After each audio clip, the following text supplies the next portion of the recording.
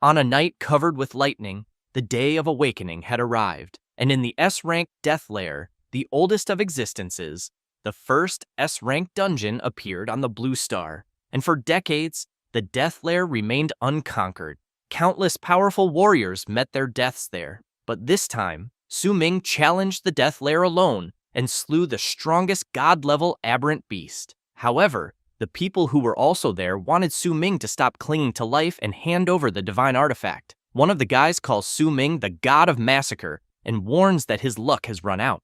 Another guy emphasizes that because Ming is a hero of humanity, they will give him a quick death, and that he should just say where he hid the divine artifact. Ming grips his sword and, while releasing power, comments that he never imagined everyone there would ambush him at the exact moment he cleared the dungeon just to steal the divine artifact. So he wants to know if that had been their plan from the beginning. Zhang Tang steps forward while equipping his powerful weapon. Then, he raises it high and asks Ming to hand over the divine artifact, stressing that, for the sake of their past brotherhood, he will not eliminate him. Having said that, he laughs and emphasizes that he will only destroy his powers. Ming also laughs and comments that he thinks he must have gone blind, because since he was 18 years old, he had always treated Zhang Tang as a brother, fighting side by side all these years that have passed. Then he says that he did not see how poisonous he truly is. Having said that, he raises his sword and begins to release great power. Ming also comments that if they want to test the power of the Ring of Defiance, then they should all try to take it, but he stresses that he doubts any of them have what it takes to do so. One of Zhang Tang's lackeys is surprised and comments that the power he is feeling is undeniably that of a divine artifact. Another says there is no time to lose, and that everyone should eliminate Ming once and for all and search for the divine artifact he hid. But Zhang Tang says that Ming currently has the power of the divine artifact, and because of that, he thinks they cannot simply act impulsively. Yet even so, he knows the plan is one step away from completion. At that moment, someone appears above calling out to Ming, who in turn is confused by what he is seeing. There is already a woman heading toward him. As soon as she reaches the ground, she hugs Ming, and he wants to know what she is doing there. She says that she heard someone was conspiring against him, and because of that, she was very worried. Ming smiles and comments that he is fine since he has already obtained the divine artifact. Then he looks ahead and stresses that everyone there are partners, but emphasizes that he only did not understand one thing since Zhang Tang's group discovered his exact location. At that moment, the woman lands a critical blow on Ming, who in turn cannot believe that she did that and asks why. Zhang Tang becomes excited, shouting that the plan was a success, and informs that the final catalyst is already in place, and that, therefore, they should activate the imprisonment formation. And as soon as they activate it, a magic circle appears around Ming, who is completely perplexed, since he knows that the cursed seal he is seeing belongs to Ren Xiaoman, but wonders if she betrayed him a long time ago. Zhang Tang says that what Ming is witnessing is the imprisonment formation they prepared just for him, and that he can no longer channel powers. Ren Xiaoman apologizes to Ming and informs that, to be honest, she only stayed with him because of Zhang Tang. Then, while her ability continues to take effect, she says that when she saw that he awakened a 9-star talent, she knew she could simply use him to obtain the divine artifact. Ming becomes furious and starts shouting and trying to break the imprisonment formation. However, Zhang Tang tells his lackeys to attack the MC immediately until a skeletal arm emerges from the ground and another woman appears, conjuring her summons and blocking everyone's advance. Ming is surprised to see who it is and asks what she is doing there. Ji Yao turns around and asks Ming not to give up, saying that he cannot let despicable cowards obtain the divine artifact. Zhang Tang shouts that another one has appeared seeking to be eliminated, then informs that there are dozens of masters there, and that not even an emperor descending from the heavens could save them. Having said that, everyone charges forward again. Zhang Tang advances with full force, saying that those who dare block his path will be eliminated. Ming shouts, asking Ji Yao to take care of her flank. However, as soon as she realizes something, she is attacked by Zhang Tang, who tells her not to take it personally. The MC cannot believe that his friend was attacked. Zhang Tang goes to Ming and emphasizes that this is not the time for him to waste time worrying about others. Then, he points his celestial weapon at his face and makes it clear that he will also be eliminated. While Su Ming tries at all costs to break free from the imprisonment formation, Jiang Tang once again asks him to hand over the divine artifact and explains that he might consider sparing him. Su Ming becomes extremely furious, and, after managing to break some parts of the chains of the imprisonment formation, calls everyone bastards and activates his divine explosion technique. Jiang Tang jumps back to avoid being hit by the explosion, and one of the lackeys comments that the power they just witnessed is a divine-level technique. Su Ming, while his entire body is badly injured, goes to Ji Yao and asks why she appeared, saying that he failed her so many times. Ji Yao places her hand on the MC's face and with great difficulty speaking, says that if they have to die, then she thinks they will die together. However, out of nowhere, a sword falls from the heavens, stabbing fiercely into the ground, and while everyone watches it, Su Ming picks up his friend in his arms and says that on that day, he, the god of massacre, swears completely that if he is reborn, he will hunt all of them to the ends of the world. Ren Xiaoman asks what the MC is trying to do. Jiang Tang is surprised and explains that it seems Su Ming is trying to drag the divine artifact back to the death lair with him. And while Su Ming stands at the edge of a cliff, Jiang Tang shouts for his lackeys to stop him and take the divine artifact. However, the MC jumps off the cliff, and while he is falling with his friend, he tells Jiang Tang that if he really wants the ring, then he should go try to get it. At that moment, the divine artifact begins to shine intensely, and after some time, the MC sees a glow and wonders if he is dead, until, upon waking up, he wonders where he is.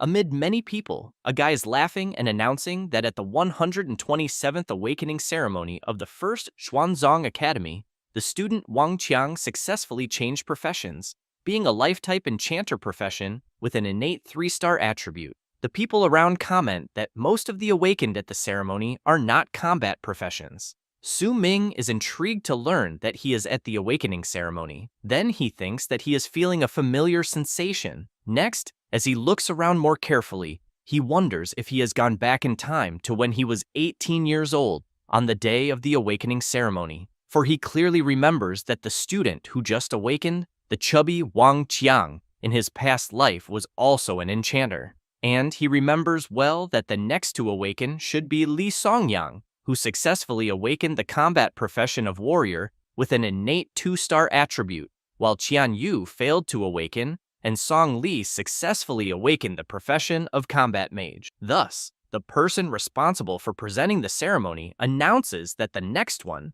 the student Li Songyang, had a successful awakening and that the profession is warrior with an innate 2-star attribute. Then he announces that Qian Yu unfortunately failed to awaken, and finally, Song Li, who had a successful awakening, being of the combat mage profession. The guy who had regained consciousness thinks that it truly happened just as he remembered. Then, he becomes happy to know that he is truly back. And as he recalls what happened in his past, he reflects that this second chance was the will of the heavens to rewrite all of his regrets, until the students become astonished by what they are seeing. Jiang Tang is awakening a hidden combat profession, and after successfully completing the awakening, he becomes the Magic Hammer Warrior, possessing an innate attribute level of 8 stars. One person comments that the first hidden combat profession has appeared.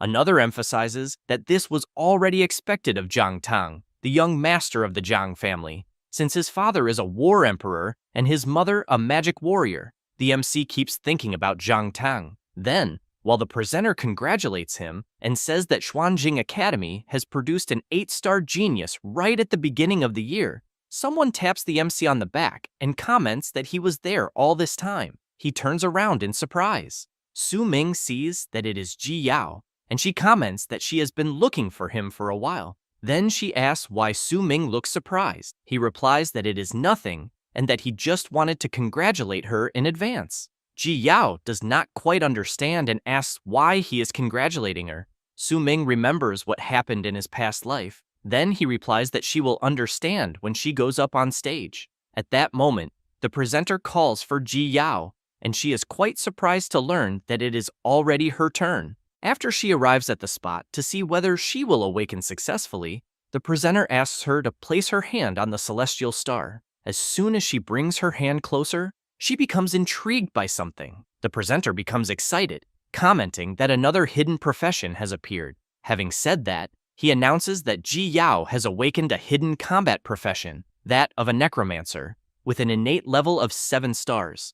The students go crazy upon learning this, and comment that the academy is extremely impressive that year. The MC smiles and thinks that it is exactly as he remembered, and that next it will be his turn. Thus, the presenter calls for Su Ming. The people comment that after witnessing 2 awakenings of hidden professions, they believe a third one is impossible, in addition to knowing that Su Ming, from Class 1, is an orphan. The MC keeps in mind that in a world dominated by the awakened on Blue Star, the Dragon Country, decades ago, after the Day of Awakening, everyone who turns 18 can change professions by participating in the awakening ceremony, becoming one of the awakened who change the face of the world and possess the power to bend the rules, along with wealth and equipment capable of changing destiny. However, at the same time, they must face gigantic beasts and terrible calamities, as well as countless challenges. Su Ming, as he stands before the celestial star to see whether he will awaken or not,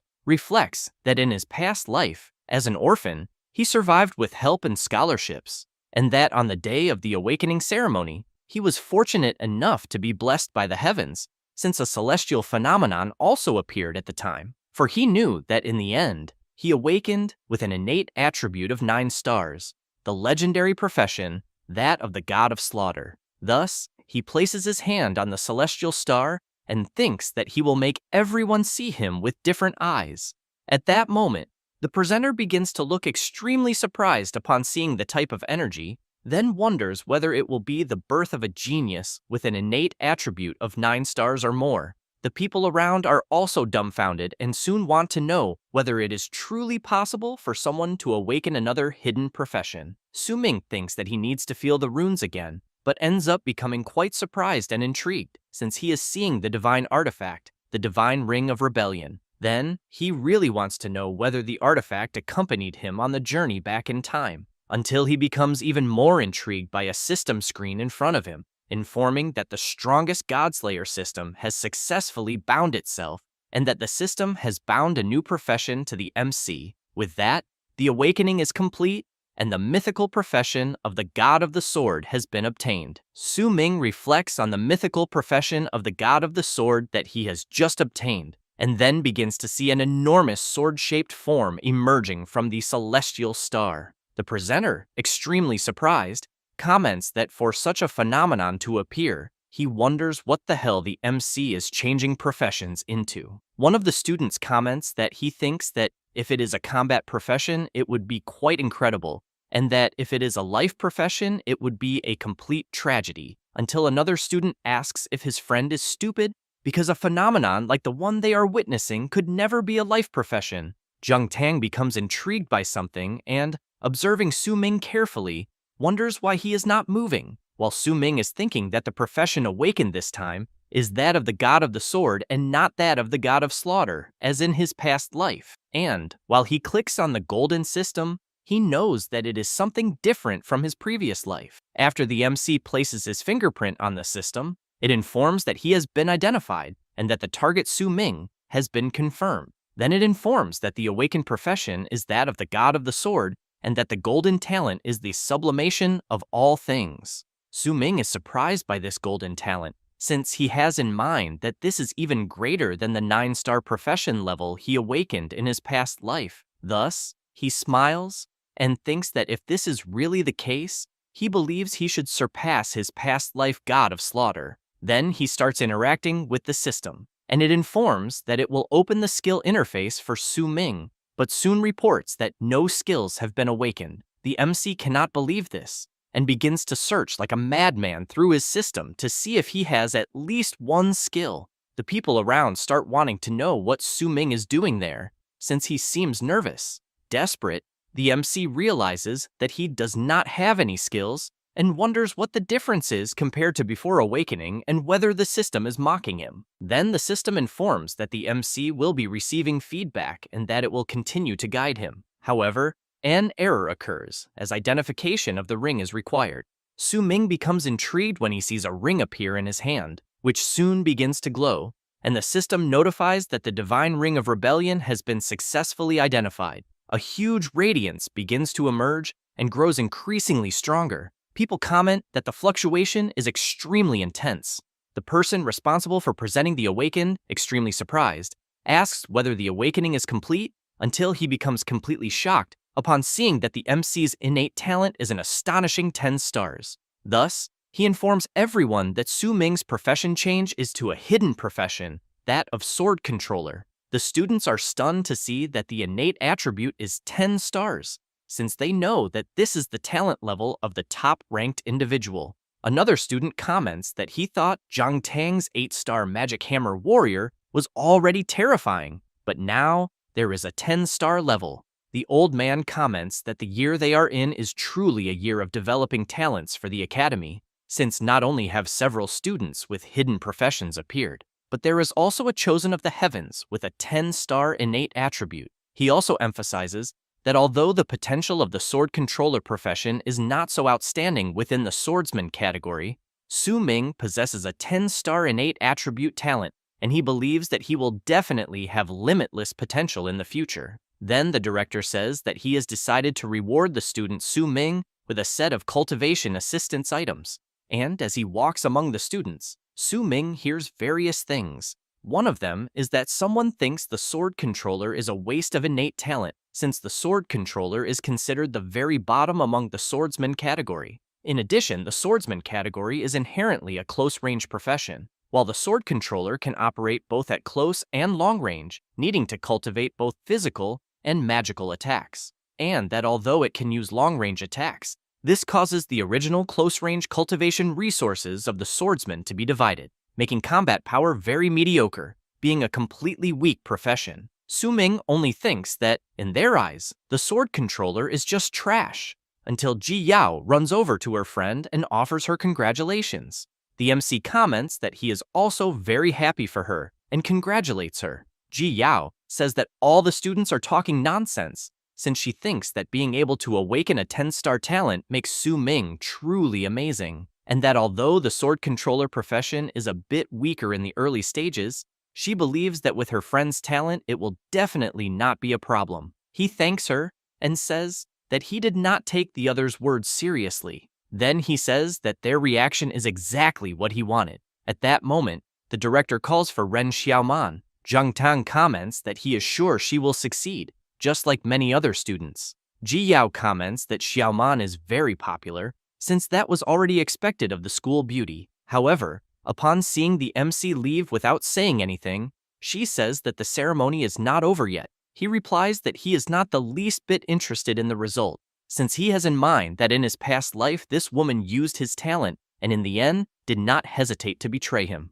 And while she goes to learn her awakening result, Su Ming thinks about the words he said before, in which he stated that he would take revenge for being betrayed. Upon arriving at the city center, he thinks that in this life everything about daily life seems unchanged except for his awakened profession. Then he sees in his system the total concealment skill, capable of hiding or rewriting one's own information, such as equipment, profession, and skills. Su Ming thinks about this skill, since he has in mind that this is one of the 4 skills he brought from his past life. Then, he remembers the ring and keeps observing it in his hand. Then the system informs that it will be loading the divine artifact Ring of Rebellion, and, after loading, informs that the MC has inherited part of the abilities of the God of Slaughter profession. Su Ming becomes confused about his new God of the Sword profession having abilities of a God of Slaughter. Then, he checks his status, currently having 10 points in strength, 10 in constitution, 10 in agility, 10 in spirit, and 10 in luck, being at level 1. His profession is God of the Sword, of legendary grade and unique in the world. His talent is the sublimation of all things, and his skills are God of Slaughter Strike, Total Concealment, Divine Shadow Step, and Eye of Perception. The MC reflects that a common man is innocent, but possessing a jade ring becomes a crime, and that to avoid being used by others again like in his past life, it is because his current strength is still insufficient. Thus, since the 10-star talent cannot be hidden, he concludes that he must hide the information about his God of the Sword profession and that he will firmly seize this chance to be reborn. Then he thinks that according to his past life's experience, on the day after the awakening ceremony ends, the Novice Dungeon challenge will arrive. However, he knows that the Novice Dungeon is not a challenge, and that therefore, to level up faster and obtain better equipment, he must challenge the most difficult boss he has in mind. But before that,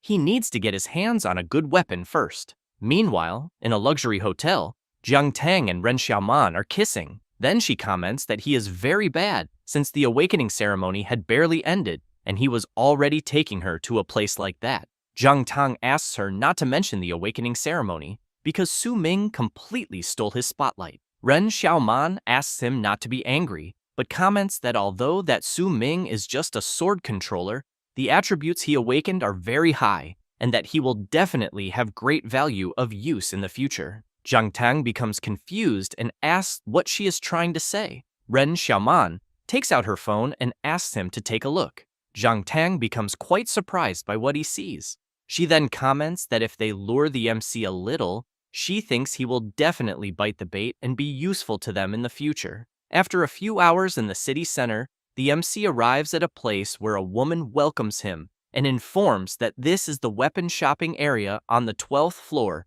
and wishes the customers a pleasant shopping experience. As soon as he enters, Su Ming looks around and thinks that it seems the awakening ceremony of that year at the nearby schools has already ended, since the awakened students are all there preparing for the novice dungeon test the next day. Su Ming hears a student desperately wanting a weapon, but his friend tells him to forget it, since as newly awakened students, they would have no way to buy such an expensive weapon, and that they should just use their awakened abilities to work like dogs and earn money in the future. The MC then sees several people in front of a sword, saying that it is the Tyrant's Frost Sword, which was recently forged by a high-tier player. But even so, they still cannot believe that its market price is 1 million coins. Su Ming walks along and thinks that he knows this weapon is fake, because he remembers it from his past life, and that the gang of merchants who sold these counterfeits were all arrested, until he hears someone asking him to wait.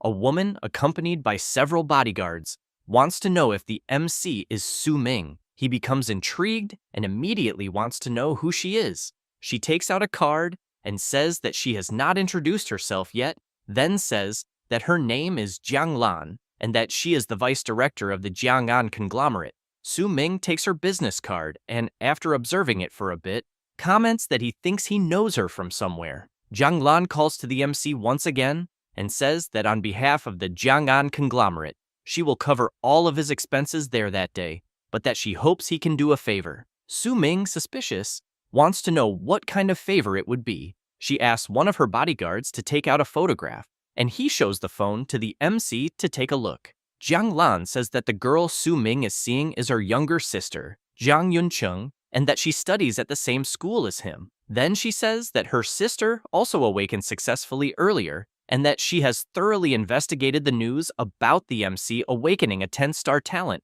because she thinks that with his talent, the novice dungeon the next day should not be very difficult for him. Thus, Jiang Lan emphasizes that she is sure Su Ming is also aware that only those who have recently changed professions can enter the novice dungeon, so she hopes that he can join her younger sister and protect her while she completes the challenge in the novice dungeon. He thinks about it, but soon replies that he refuses, that he is not interested, and walks away. Jiang Lan cannot believe it and emphasizes that as long as he agrees, he can choose any weapon in that shop, because she thinks that as a poor student who has just awakened, he should not refuse such an offer. Thus, Su Ming points to a sword and says that he wants that one, then says that it is the Tyrant's Frost Sword, worth 1 million. Jiang Lan is completely stunned and comments that he is trying to make things difficult, then asks whether the MC really thinks it is worth 1 million with its current stats. Su Ming asks whether she was not the one who said he could choose whatever he wanted, because he thinks that if she is not willing, it is better to forget the deal. Then he comments that there are many things for which one cannot take shortcuts with mere financial power, so he asks Jiang Lan to have her sister do her utmost to prepare for the novice dungeon test the next day. While Jiang Lan stops the bodyguards from doing anything to the MC, she comments that this is quite interesting and that they will consider their offense against the MC this time. And after they leave and the crowd realizes that Su Ming messed with the Jiang'an conglomerate people, he becomes intrigued by something, since he is seeing a message from someone. Upon opening it, he sees that it is from Ren Xiaoman. In the message, she asks whether he did not always say that he liked her, so he has ended up changing his mind, and she wants to see him that night on the rooftop of the school building. Su Ming keeps in mind that this is the same message from his past life, and that although he did not awaken the god of slaughter profession this time, Ren Xiaoman really has not changed at all. He already knows that at the same time in his past life, he had agreed and would see her there. After that, Su Ming goes to a place and asks permission from a saleswoman. She immediately asks how she can help him. He asks whether what he is seeing are raw sword stones that can randomly produce high-quality sword weapons. The saleswoman replies that yes, and says that the raw weapon stones there have a chance to produce silver-grade weapons. Then she emphasizes that the MC should understand that everything is based on probability, since most raw stones only produce lower-grade weapons, and that, therefore, she hopes he will consider carefully before buying. Su Ming comments that this is exactly what he wants. The saleswoman becomes a little confused upon hearing that. The MC approaches the raw stones and explains that compared to buying a silver-grade weapon at a high price that will soon become obsolete, betting on a stone there for a cheap price is the most suitable option. Su Ming reflects that instead of calling it a gamble, he thinks he should say that he can see the data inside the raw stones, since all of this is thanks to the second ability left to him by his god of slaughter from his past life, which is called Eye of Perception, because his eyes possess the true power of perception, capable of perceiving the fundamental information of all matter. Thus, after analyzing each of the stones, he picks one up in his hand and concludes that it will be that one, since compared to ordinary silver-grade weapons that sell for hundreds or thousands of advent coins, obtaining one at that moment for only 50 coins is an absolute bargain, especially since he knows this is perfectly suitable now that he has returned to being a poor student. At that moment, a guy appears at the door wanting to know if the MC is not the kid who just rejected the Jiang'an conglomerate. Then, more people enter the room, and a guy wants to know if what the MC has in his hands is not one of those useless raw weapon stones used for gambling on weapons. The blonde guy comments that he thought the MC was some kind of big shot with a lot of confidence, but seeing him reject a favor from a conglomerate just to mess around with useless stones, he thinks that in the end, he is just another idiot. Su Ming takes a deep breath and thinks that he knows the blonde guy and that his name is Yang Ding, the spoiled brat who specialized in bullying freshmen in his past life. After reflecting on this, the MC calls out to them and asks whether they dare to bet 5,000 advent coins that he can obtain a silver-grade weapon. They look at each other for a brief moment and soon start laughing, saying that the MC really is a complete idiot. Yang Ding says that these types of raw weapon stones have a 99.99% chance of producing trash, and that he has never seen someone who likes giving away money so much.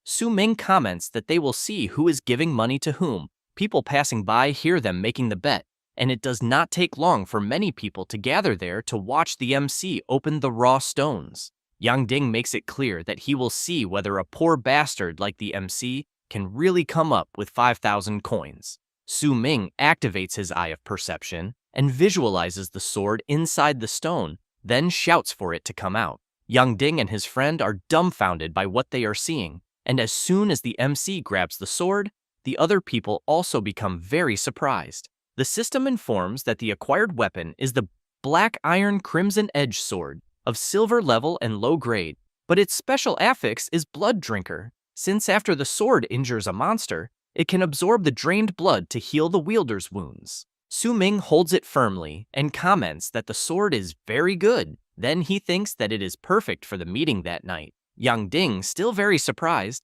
comments that the MC was really lucky, and the MC in turn comments again that the sword is not bad, since it even has a lifesteal effect that will save him the trouble of needing a healer. Having said that, he points the tip of the sword at the blonde guy and emphasizes that a bet is a bet, and that therefore he will take Yang Ding's 5,000 advent coins.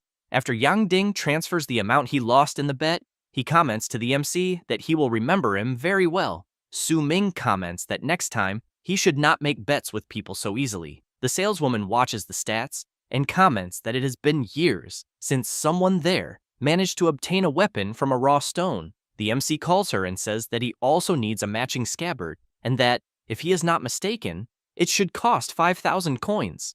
She replies yes, and asks the MC to follow her. Thus, Ming buys a silver-grade scabbard, whose effect is to reduce weapon durability consumption by 50%. After placing the sword inside the scabbard, the MC thinks that now, with the scabbard, he can greatly reduce the weapon's durability consumption, since he does not have sufficient funds to replace his sword at the moment. At that moment, the system asks whether the MC wants to open the hidden weapon materialization function. He replies that not yet and thinks that he will take the sword and raise it by one more grade. After a few hours, while walking through the park, Ming thinks that in this life, although he awakened as a god of the sword, he does not have a single usable class skill, but that in the class talent tree there is a very powerful original talent, sublimation of all things, since it can improve the quality of any loot, such as combat skills, equipment, scrolls, and others, and that any item can only be sublimated or indirectly sublimated once. Thus he knows that just by having this talent alone, it is truly worthy of the golden grade class that the god of the sword represents. And, after using sublimation of all things, the system informs that the weapon's sublimation was successful and it gained the bloodlust effect. Now the weapon's name is Zhuan Steel, bloodthirsty sword, of high-quality silver grade. The blood drinker effect causes that after the sword strikes a target, it can absorb the target's blood through attacks or contact to heal the wielder's wounds. The bloodlust effect causes that after killing a monster with the sword, all of the wielder's stats are temporarily increased by 5 points for 30 seconds. Ming thinks that after eliminating an enemy, he will be able to gain a temporary buff that increases all of his stats. So he decides to open the hidden weapon materialization function and concludes that now, the Novice dungeon the next day will be much easier. After that, a few hours pass and night arrives. Ming goes to the place he had arranged to meet Ren Xiaoman and equips his sword. She soon notices his presence and, upon turning around, comments that he finally arrived, but points out that he is a bit late. However, she ends up becoming confused by what she is seeing, since Ming is attacking her. Ren Xiaoman screams loudly, and seeing that Ming merely struck the sword into the ground, really wants to know what he is doing. The MC takes a deep breath and then says that he is there for revenge, saying this while thinking about what happened in his past life. Ren Xiaoman asks what he is talking about and comments that she accepted his confession. Then she shows some messages they exchanged and comments that it was because of that she took the initiative to ask him out, and that it was he who wanted to date her. Ming remains silent for a moment and then says that this was in his past life. Then he thinks that she, who was recognized as the school beauty, had always been a prominent figure there, and that, as an orphan who never received attention from others while growing up, he never thought he would have the chance to interact with her, and that he also certainly never thought that on the second day after the awakening ceremony, she would take the initiative to show concern. And from that day on, he received her concern, which was the attention he had longed for his entire life. Ming also begins to recall the confession, the dating, the intimacy, and the interactions, and concludes that those days were the times he cherished the most. Thus, he shouts that it was all fake. Then he says that he knows everything about her dirty dealings with Zhang Tang and that she was only trying to use his talent and abilities. Ren Xiaoman is surprised, but asks the MC not to dare speak nonsense. Ming comments that she knows very well whether he is talking nonsense or not, and that the beautiful and graceful Ren Xiaoman everyone sees is a lie, and that in reality, she is just a vain, despicable, shameless bitch. Ren Xiaoman becomes furious and shouts, wanting to know what he knows. Then she calls him an orphan and makes it clear that if his talent were not worth something, he would not even have the chance to speak to anyone, and that she will not let him get away after daring to call her a bitch. Ming tells her to go ahead, but says that he fears she should be more concerned about how her story with Zhang Tang will affect the pure and innocent image she has. Ren Xiaoman becomes even more furious, grabs the MC's sword, and as she lunges at him, Ming comments that things are happening exactly as in his past life. She becomes confused when she sees a red glow around the sword. Ming comments that apparently she really likes sneak attacks, since he was already expecting this. Thus, he activates the sword's blood drinker ability, since after the sword locks onto a target, it can absorb the target's blood through attacks or contact to heal the wielder's wounds. As the sword's power rushes toward her, the MC says that the trap was set for her from the very beginning when he made her the target. Ren Xiaoman is struck squarely in the face, and she screams loudly in pain. Then she screams, saying that her beautiful face has been disfigured.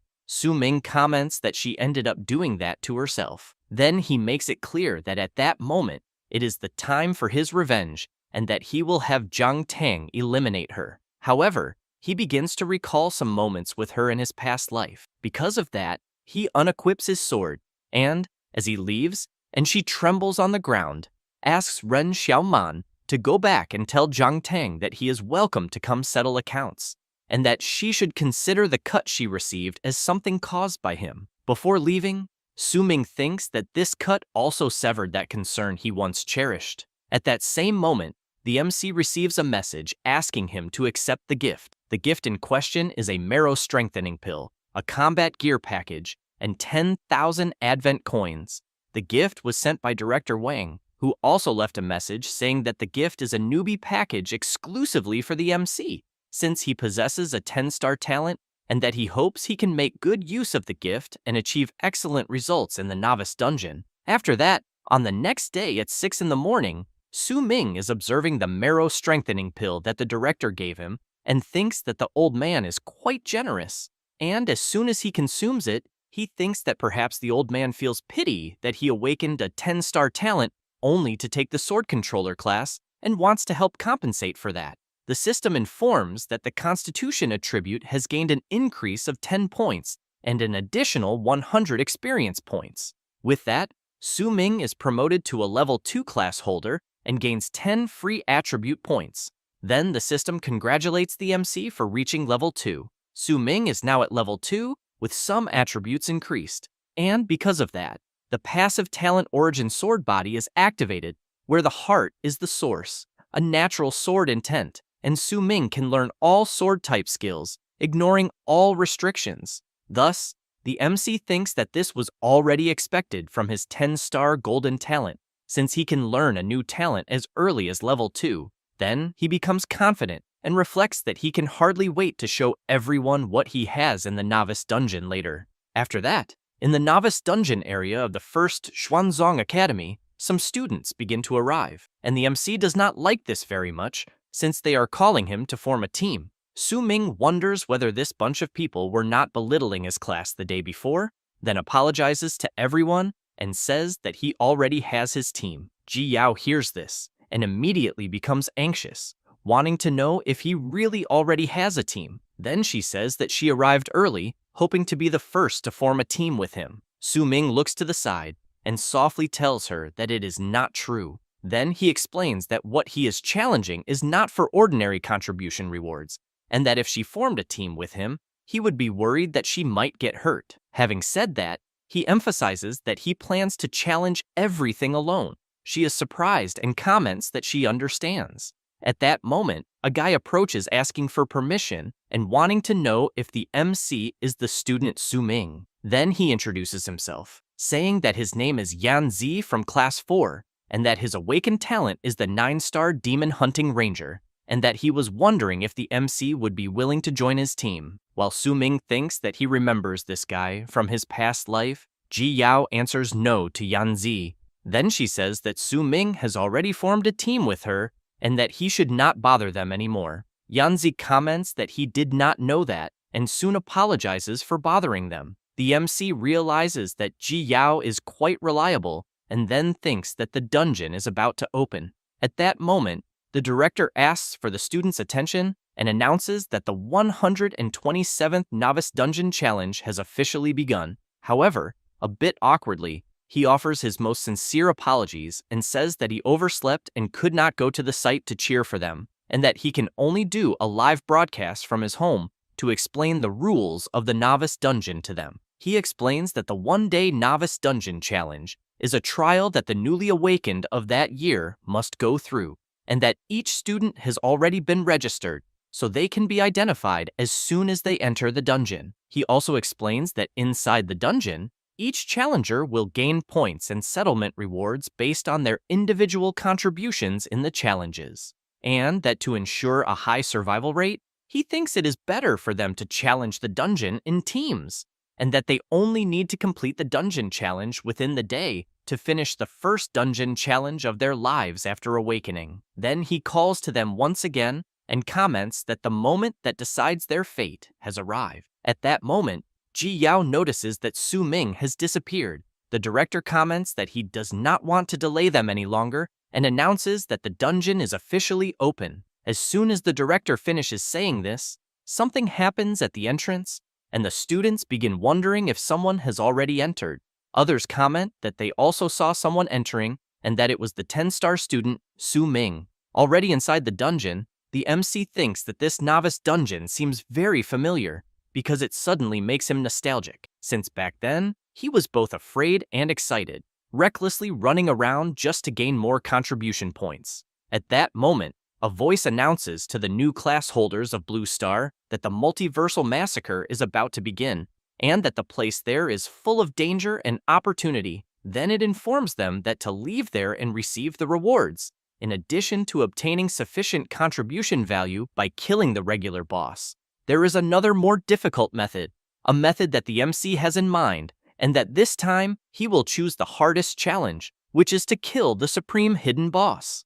After that, in some part of the F-level Raging Tide Forest, Su Ming passes through the portal and, upon looking around, reflects that the novice dungeon map is random every year, and that the place is a completely different map from when he was in the same dungeon in his past life. In addition, all dungeon portal spawn points are random, so he knows that route planning is different for each challenger, and that the monsters he may encounter in the dungeon are also different.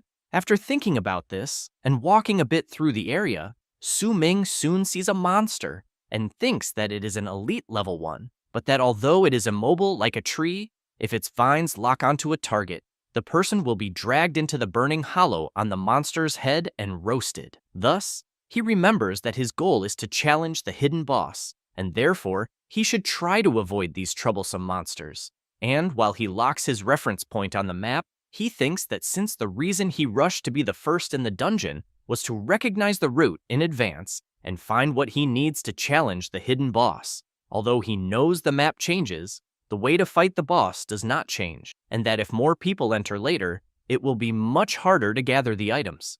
After thinking about this, he dashes at full speed from tree to tree toward his objective. As soon as it reaches 7:30 in the morning, a girl passes through the portal, and one of her team members comments that it does not seem like there are other challengers nearby, until they are surprised to hear a very loud sound. Soon they see someone running amid the dust. That person is desperate, screaming for help, and they become even more frightened since the guy is being chased by a giant frenzied blood rat, and the others shout for everyone to split up and run immediately. Outside the dungeon, the system reports the dungeon status in real time, and that at 7:31 in the morning, 3 challengers were gnawed to death by a frenzied blood rat, and that the strongest among them was a 6-star talent awakened, Li Dabiao. Ji Yao, very surprised, comments that she has not even formed a team yet, and challengers are already being eliminated inside the dungeon. Meanwhile, inside the dungeon, the girl from before is running desperately,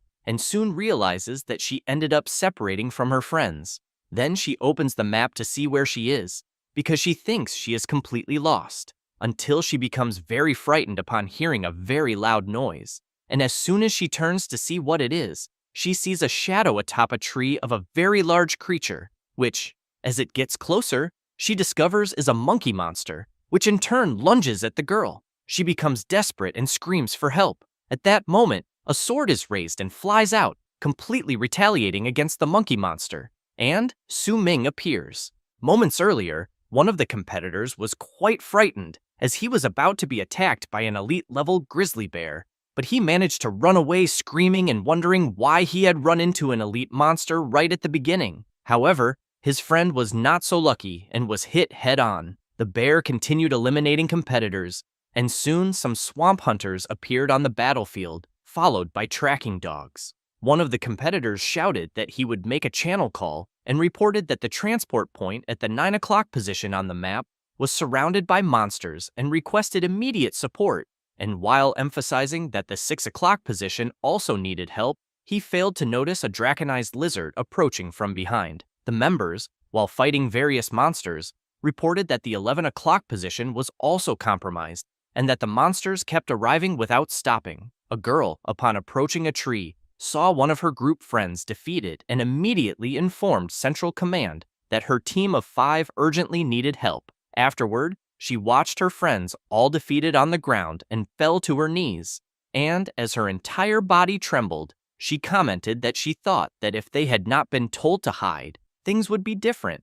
But at the same time, she knew that the dungeon had only started half an hour ago and the difficulty of the novice dungeon was already far too high. She then began to question whether newly awakened students could really challenge it and come out alive, until she became quite surprised, as she had just seen a student completely eliminate a huge creature so easily. As soon as Su Ming approached her, she commented that he seemed so strong. Then she remarked that he eliminated the monster in an instant and thanked him for saving her, but soon realized that the student in question was Su Ming of 10 stars. He looked back and said that he was just passing by and emphasized that he would not be able to save her a second time, since he believed that the monster that had just attacked was not yet completely eliminated. She became very frightened, wondering what he meant. However, she ran off desperately, shouting that she would go after reinforcements for him and hoping that he could hold on. Su Ming activated his Eye of Perception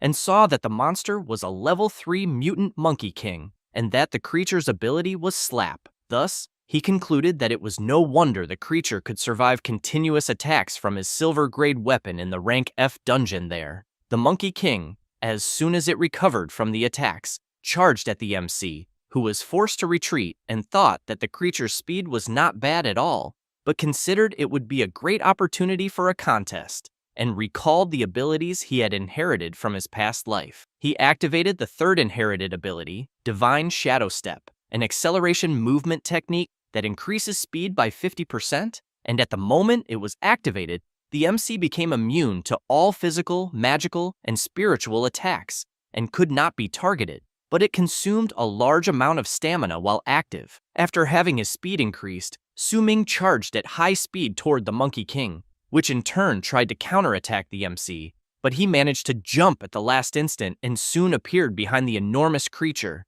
The Monkey King immediately turned to try to land another blow, but Su Ming managed to dodge again. Now facing the creature, he commented that, apparently, there was no need for a contest. Having said that, he charged at the Monkey King, which could only watch the MC approaching at high speed. With little it could do, the creature was easily defeated, and Su Ming commented that he was already tired of playing around. Next, the MC saw in the system that he had successfully defeated the Mutant Monkey King and had obtained loot, which was a low-grade linear/skill scroll. Su Ming pondered the acquired skill and reflected that, even though it was only low-grade, it was not bad for a novice dungeon. He becomes surprised when he receives a First Blood notification. Then he sees the system message informing that the level 2 sword controller player completed the first kill of the Mutant Monkey King in the Furious Tide Forest, and the title granted was First Blood.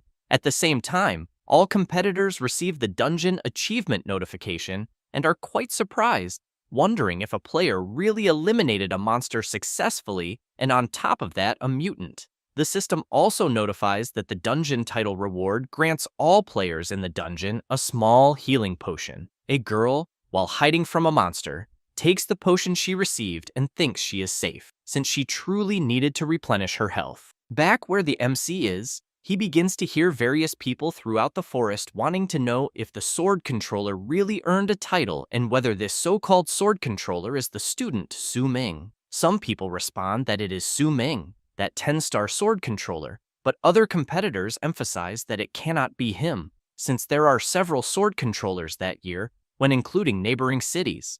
But that, in any case, someone completing the first kill proves that all newly awakened students have the strength to clear the dungeon. The MC does not like hearing any of this at all. Then he thinks that he forgot that the title system in the game would expose his strength, and because of that, he believes he will have to be more careful from now on and use his total concealment ability to hide as much as possible. But he did not expect that even after half an hour of dungeon time, no player had eliminated a monster yet. Thus, he runs from where he is, but ends up facing several level 3 hungry wolves. Ming thinks this is perfect, since he has in mind that the wolf is one of the 3 classic mobs for novice leveling. So he believes he can test his new sword attack skill that he bought, especially because he knows he used his talent ability, All Things Sublimation, before to improve the low-grade linear/skill scroll he obtained by eliminating the mutant monkey. His system soon informs him that the All Things Sublimation ability was activated and a new ability was obtained, which is Sword Unsheathing Slash, in which it is necessary to sheath the sword, focus the mind, and attack in a single strike. The wolves begin to howl and move even closer to the MC, who in turn wastes no time and tests his new ability, delivering a slash that goes straight toward the creatures. After eliminating the first hungry wolf and gaining experience points, the MC continues eliminating all of them, always gaining several experience points.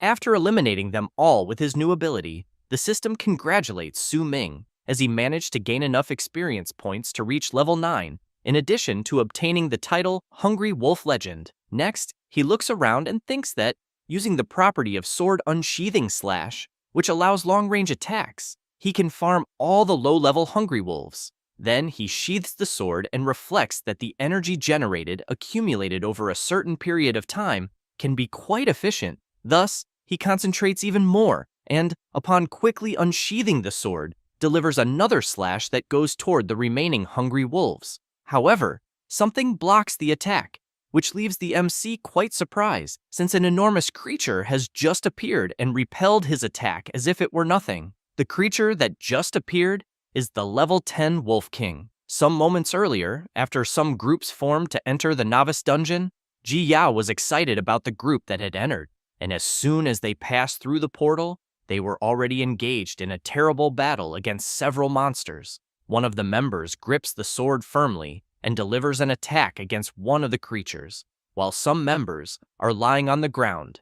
After defeating the monster, the group members begin to receive shared experience, and soon the system informs them that they successfully defeated a mutant field rat, and everyone becomes excited, shouting that they finally eliminated a special monster, while one of them advanced to level 2. Another member of the group was surprised, as another notification had arrived about a player obtaining a first blood on a leader monster. However, upon realizing that the player was from the fisherman class, everyone became curious about what the hell that meant, especially being at level 9. 10 minutes earlier, while the MC was fighting the Wolf King, the creature was at half health.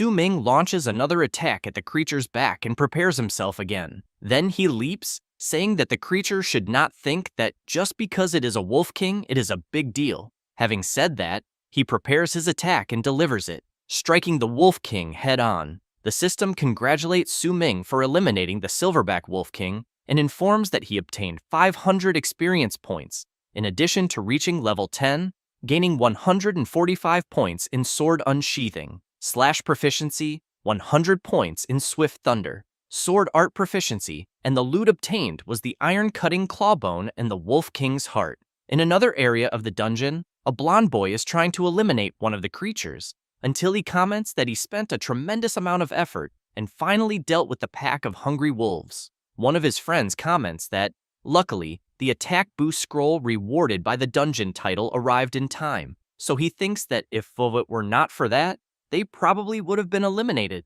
Young Ding becomes irritated upon hearing about the level 9 fisherman and says that there must be some problem with the novice dungeon, as he wants to know how a life skill master could reach level 9 so quickly, since he thinks this is practically mocking them, the players.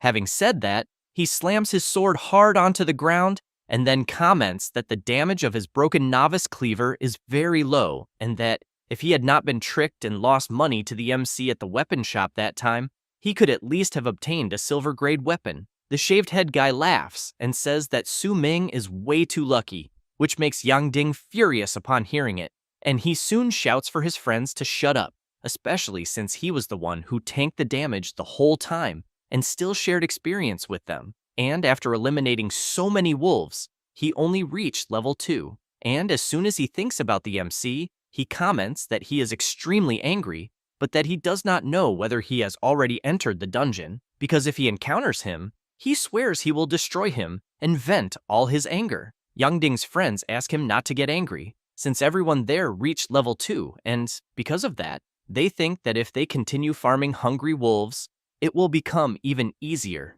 Meanwhile, the MC is standing still observing his system, as it is informing him that a primary class change task is being triggered and that the content of the task is randomly selected based on the MC's real situation. Su Ming knows that in this life the first class change task is still triggered at level 10, and that the most important thing is that the opportunity has arrived, since in his past life, when he reached level 10, it was already after he had left the Novice dungeon. Therefore, the first class change task, randomly updated, corresponded to an E-rank dungeon of higher difficulty that he was challenging at that time. But he knew that during that period, he could not complete a challenge of the same level no matter what, and even had to spend a good amount of time grinding up to level 15 before returning to complete the first class change task. And because of that, in the end, it greatly reduced the benefits of the rewards he received from the first class change task.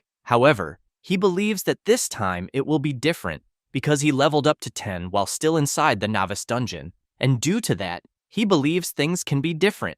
At that moment, the system congratulates the MC for triggering the first class change task, which is to eliminate the Guardian of the Red Rock Cave, a powerful elite monster. The Red Rock Cave is located within the Furious Tide Forest. Su Ming, upon seeing that the task is indeed within the Novice dungeon, thinks that this makes everything much easier, since he knows that next he only needs to add all the points gained upon leveling up into agility, and thus concludes that this first class change task is already in the bag.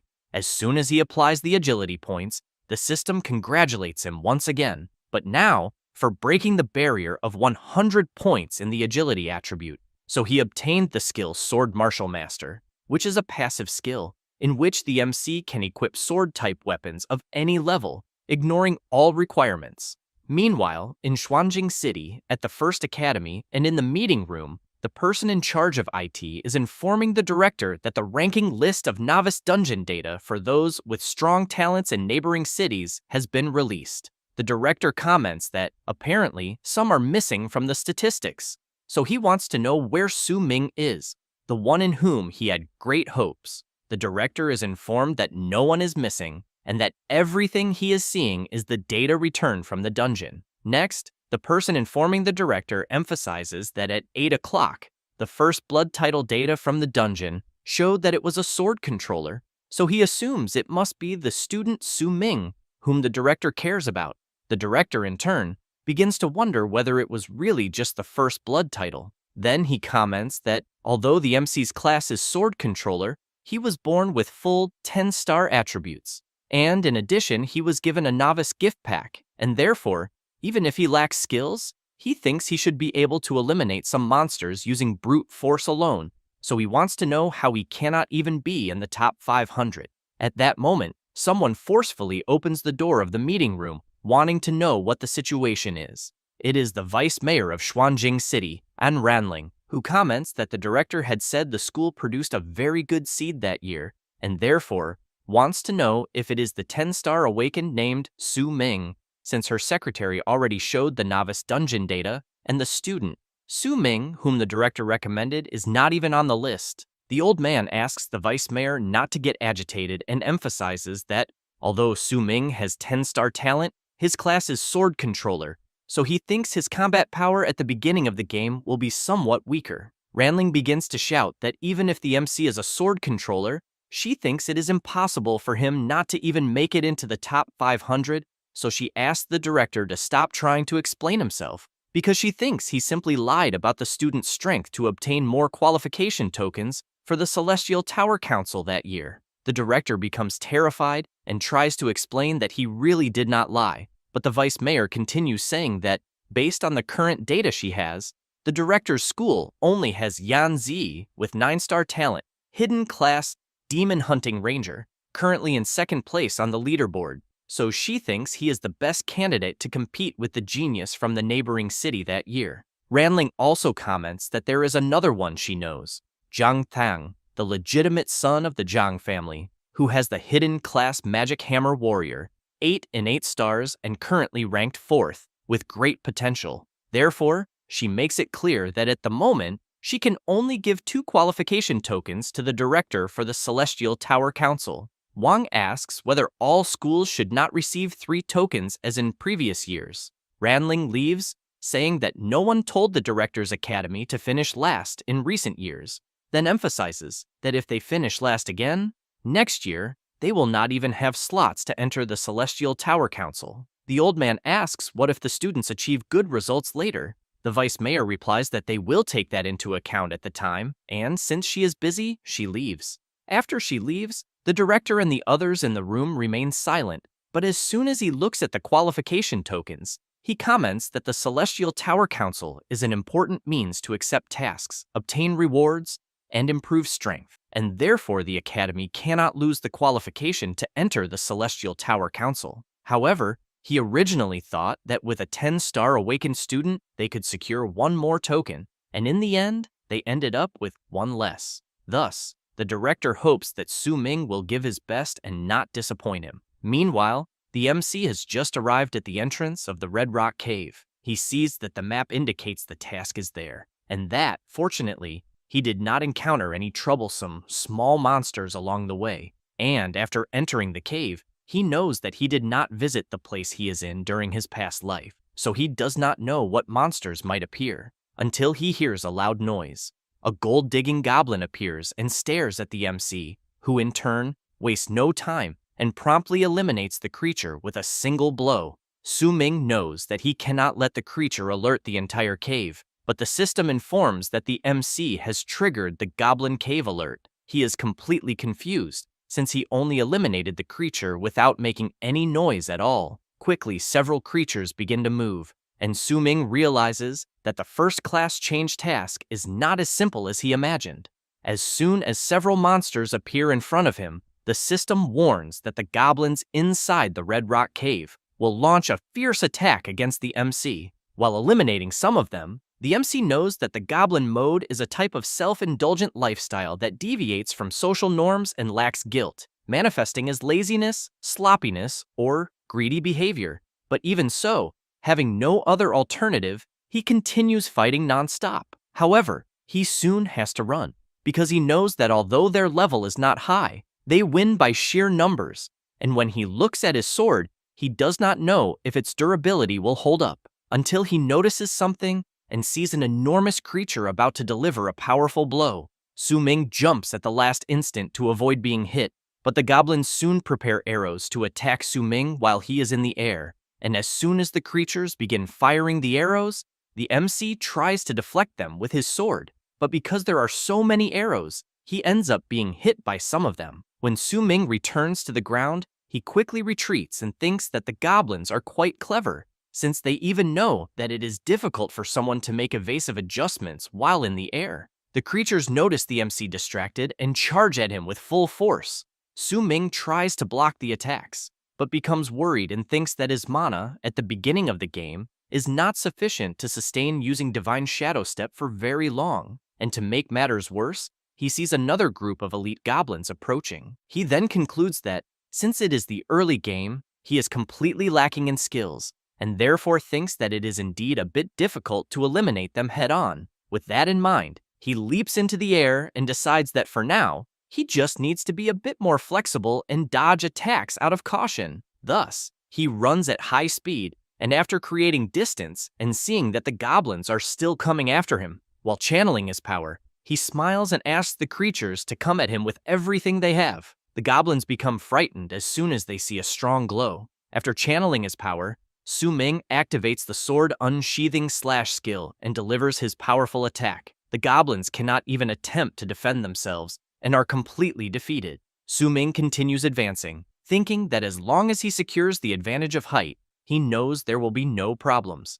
As he delivers another linear slash, he thinks that he will be able to make maximum use of his sword unsheathing slash. After some time eliminating goblins, the MC stops in front of the elite grade goblin captain and comments that, apparently, only it is left. Meanwhile, outside the Red Rock Cave, one of Yang Ding's friends is hiding and, looking at the cave entrance, comments that when he was exploring the path, he heard sounds of fighting coming from inside the cave ahead. Yang Ding tells his friend not to be ridiculous, since the system description informs that the area ahead has monsters of level 7 and above, so he wants to know who would dare challenge the interior of the cave. The bald man emphasizes that he really did hear sounds of fighting coming from inside. At that moment, the blonde boy is surprised by something and then comments that, apparently, someone is coming out of the cave. The shaved head guy wants to know who dares to farm monsters there at that moment. Yang Ding becomes even more surprised since he sees that it is the MC, the guy who won the bet at the weapon shop.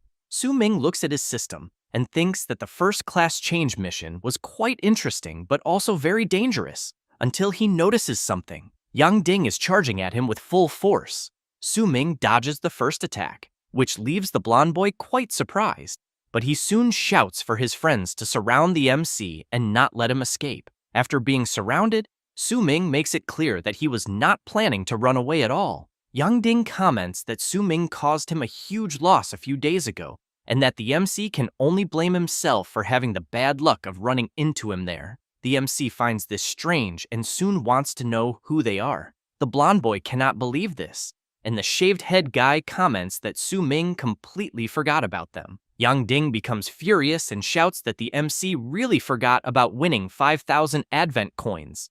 Having said that, he charges together with his friends. Su Ming smiles, equips his sword, and says that he will test his new skill. Then he activates sword control, and controlling his weapon, begins to unleash multiple slashes at everyone. Yang Ding's group falls to the ground and starts screaming in pain. Su Ming thinks that his sword control was a total success, so he continues controlling it, and the blonde boy wants to know how sword control is possible and how such a thing can exist. Su Ming raises the sword very high, while the blonde boy comments that the skill he is seeing requires a sword master to be at the intermediate stages to learn. The MC has in mind that the sword control skill is an ability he obtained from a silver grade skill scroll dropped after eliminating the goblin captain, which was upgraded to a gold grade skill scroll using his all things sublimation talent, and that, when he opened it randomly, he did not expect to obtain the sword control skill, which fits so perfectly.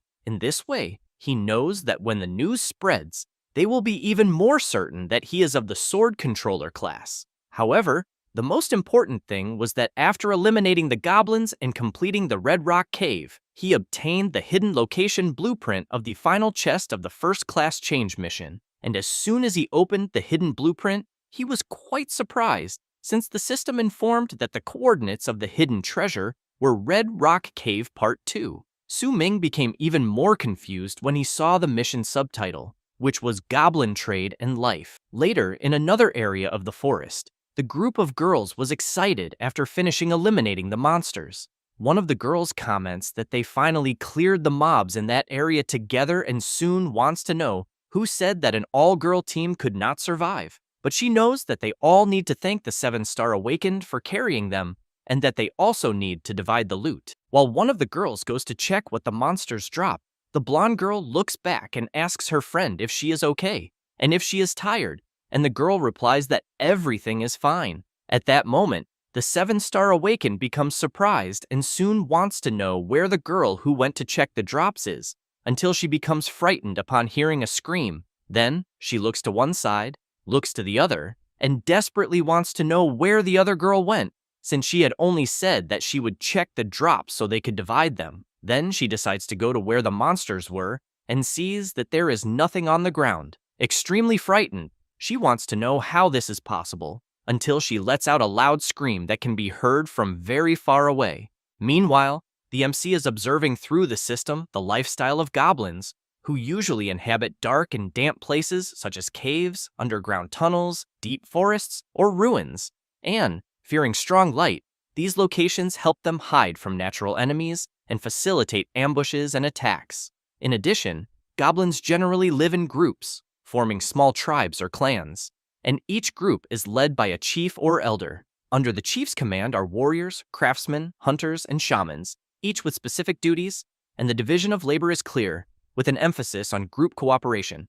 Ming also sees that, even in hostile environments, goblins use any means necessary to loot female creatures of any species in order to maintain their birth rate. In reproductive cycles, female goblins usually have a gestation period of only 1 to 3 months, far exceeding the reproductive efficiency of normal creatures. As for early sexual maturity, young goblins reach adulthood 1 to 2 years after birth and can participate in reproduction, forming a rapid cycle of reproducing, maturing, and reproducing again. The MC cannot believe the bizarre information about goblins until he sees the location of his mission on his map and wonders if it is really there, since he remembers that in the previous mission there was an entrance to a cave, but where he is now, there are only trees. He then looks around and questions whether the coordinates could be wrong until he hears a noise amid the mist, and, with the eye of perception activated, manages to see a small creature. Ming laughs and thinks that he now understands why it is called Red Rock Cave Part 2, because people naturally assumed it was also in a cave in the mountain, but in reality, it needs to be combined with the element of buried treasure there, since the place is an underground den. As he begins to descend, he thinks they were very clever, since they are using fire smoke to hide the entrance, and upon reaching the ground, the MC stays alert and looking around, thinks that he really learned something this time, and that eliminating just one of the goblins he sees there will alert the entire den, like last time, since he has in mind that he is there only for the treasure. Then he sees a girl lying on the ground and thinks that apparently she was ambushed by the smoke trap, since he knows these things are really as disgusting as the stories say. And as he walks a little further forward, he sees another girl screaming, begging the goblins not to come closer. She falls to the ground and is cornered by the creatures, and Ming thinks that apparently there is still a challenger alive, since the timing is perfect, because she can draw the goblins' attention. That way, it will become much easier to dig up the treasure, and, unfortunately, he will let her be eliminated, for he knows that she can only blame herself for not having the strength to challenge the beginner dungeon, until he is surprised to hear her shouting that she does not want to play anymore, and that she needs to be saved, because she will give a huge reward, in addition to saying that her sister is the vice director of the Jiang'an financial conglomerate. At that moment, the goblins rush toward the girl and she begins to scream desperately. Therefore, Ming controls his sword and makes it plunge forcefully into the ground, drawing the goblin's attention. Next, he leaps up and activates sword control. The sword begins to leave its sheath, releasing a strong light, and the MC activates the plundering slash, making the light even more intense, dazzling the goblins. As they run away, Ming thinks about the goblins' lifestyle, and that he will exploit their weakness against light, because the energy released when the plundering slash is unsheathed comes with an intense glow, and as long as he does not eliminate a single goblin, he thinks he will be fine. At that moment, the girl falls to the ground and soon comments that she no longer has the strength to run. Ming stays alert, thinking that he cannot alert the other goblins in the den, and, upon noticing that the creatures are no longer chasing them, concludes that it is exactly as he had thought. Jiang Yunqing thanks the MC for saving her and introduces herself. Ming thinks that she really is the girl from that photo that was shown when he was at the weapon shop. Therefore, he tells Yunqing not to thank him as he was just passing by. She asks him to wait a moment and says that when she logs out of the game, she will give him a huge reward. The MC starts to leave and tells her to talk about that if she manages to stay alive. Yunqing runs after him, asking him not to leave her behind. Ming tells her not to follow him and emphasizes that he has already saved her once more and that, judging by her strength, he thinks she will only get in his way. Then he is surprised by something that has just appeared in his system, as it is showing that the treasure is very close by. As he digs a little, he comments that apparently the goblins that were following him still have not appeared. Yunqing replies that they have not and emphasizes that she checked carefully. It does not take long for the MC to find the treasure, and he soon thinks that the biggest drop of that dungeon level is a random silver quality lottery chest, and that because of that, he will use his all things sublimation talent to improve the quality of the chest.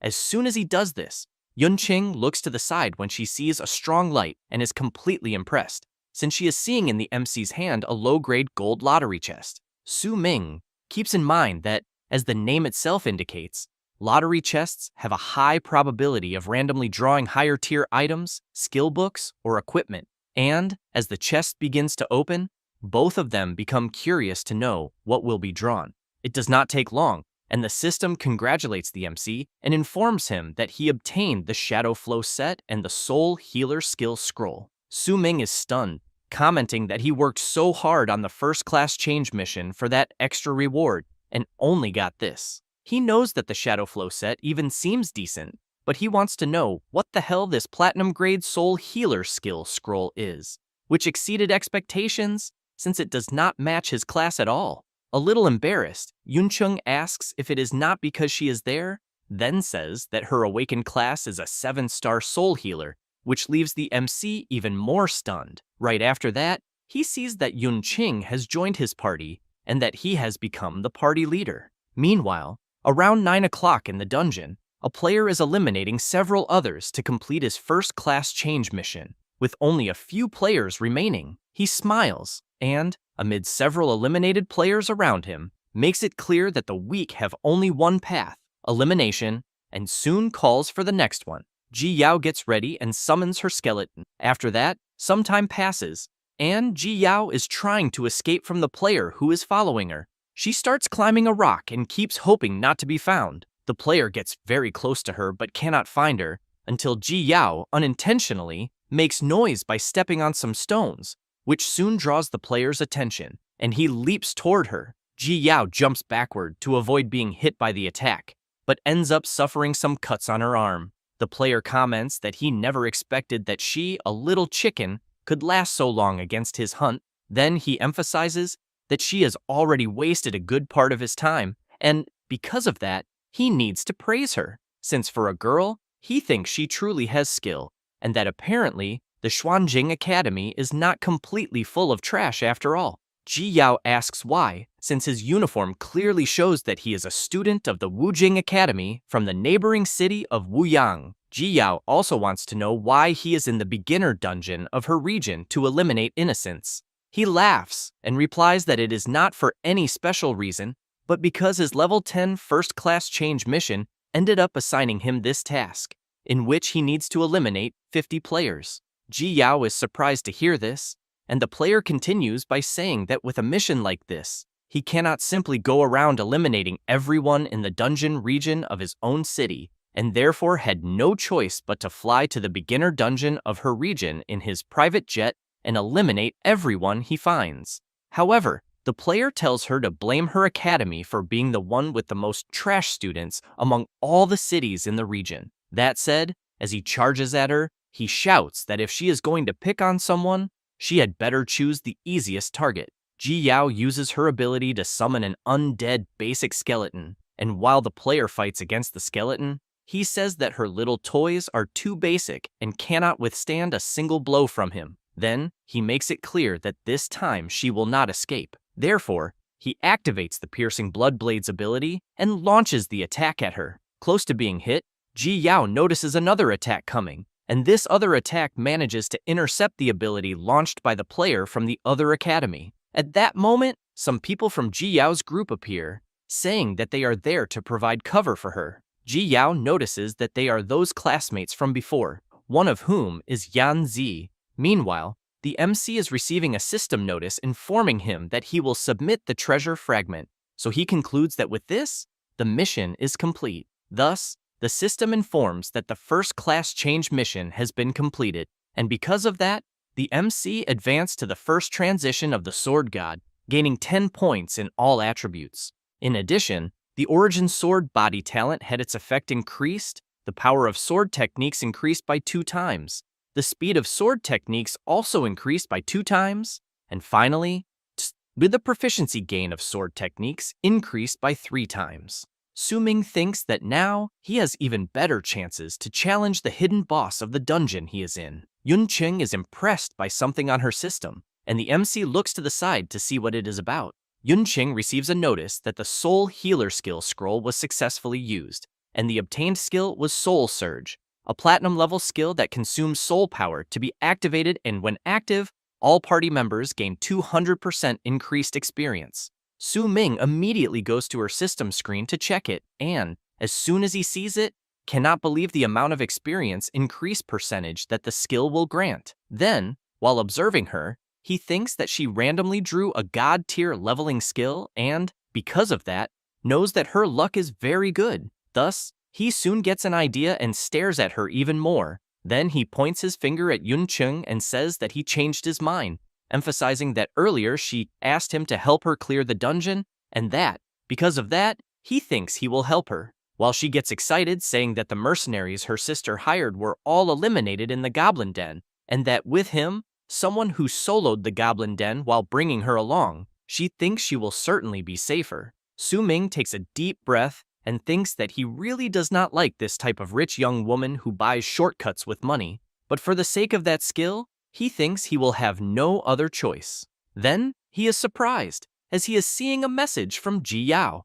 Meanwhile, the player from the other academy is fighting against Ji Yao's group and, without much difficulty, manages to eliminate another player. Then he looks ahead and sees the Demon Sealing Arrow skill coming toward him, but easily manages to deflect it with his weapon. Yanzi comments that he would not have imagined that the opponent they are facing would deflect his skill so easily. One of the group members, upon seeing his brother being defeated, runs desperately to try to help him, but ends up being hit by the Piercing Bloodblade skill and is eliminated as well. Ji Yao comments that the guy they are facing is far too strong, and Yanzi says that his teammates have all already been eliminated by the player. Ji Yao comments that the Wujing Academy really seems to have such a powerful awakened, and Yanzi emphasizes that there are many with that level of strength, and that before challenging the beginner dungeon, he carried out an investigation. Thus, he explains that an awakened with superior strength who uses a blade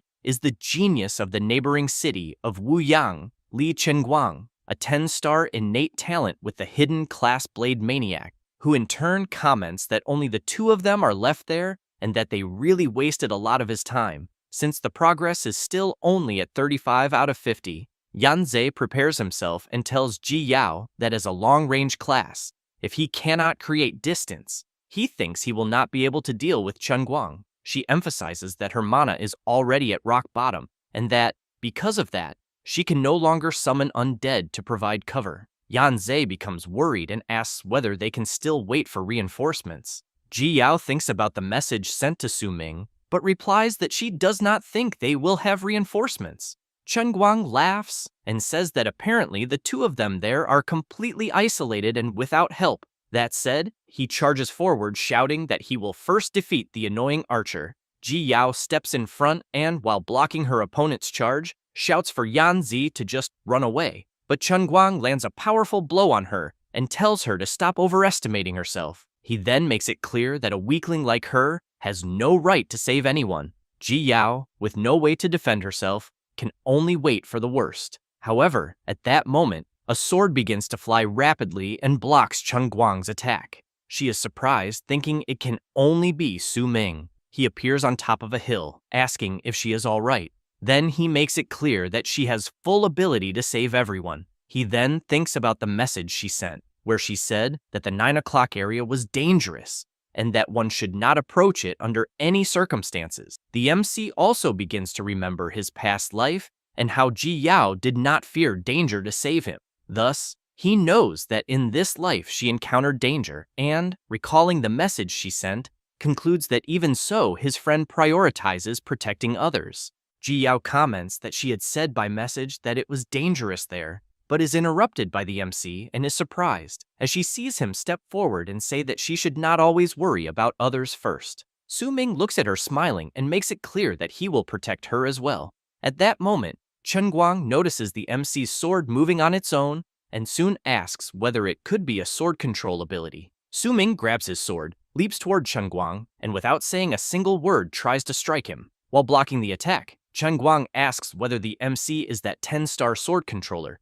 Ming becomes even more serious, applies even more force to his attack, and shouts, asking whether Chenguang is the guy who dared to hurt Ji Yao. Yanzi comments that the MC is truly incredible, and that he will provide support from afar, since now he thinks they will have a chance to win. Then he becomes surprised and confused when he feels his HP being restored, and quickly turns around to see who is healing the two of them. Yun Chung says that she is the MC's teammate and introduces herself, but as she is exhausted, she falls to the ground out of breath, still saying that she will help them with healing. Yanze goes over to her and says that it is always great to have a healer in the group. Yun Chung, with a very trembling voice, says that she is still not very familiar with her healing abilities and that she will need a bit more time. Ji Yao, feeling a little jealous, asks whether Su Ming had not said that he would not form a team and how he has a teammate at the moment. While being healed, Yanzi apologizes to Yun Qing for the trouble,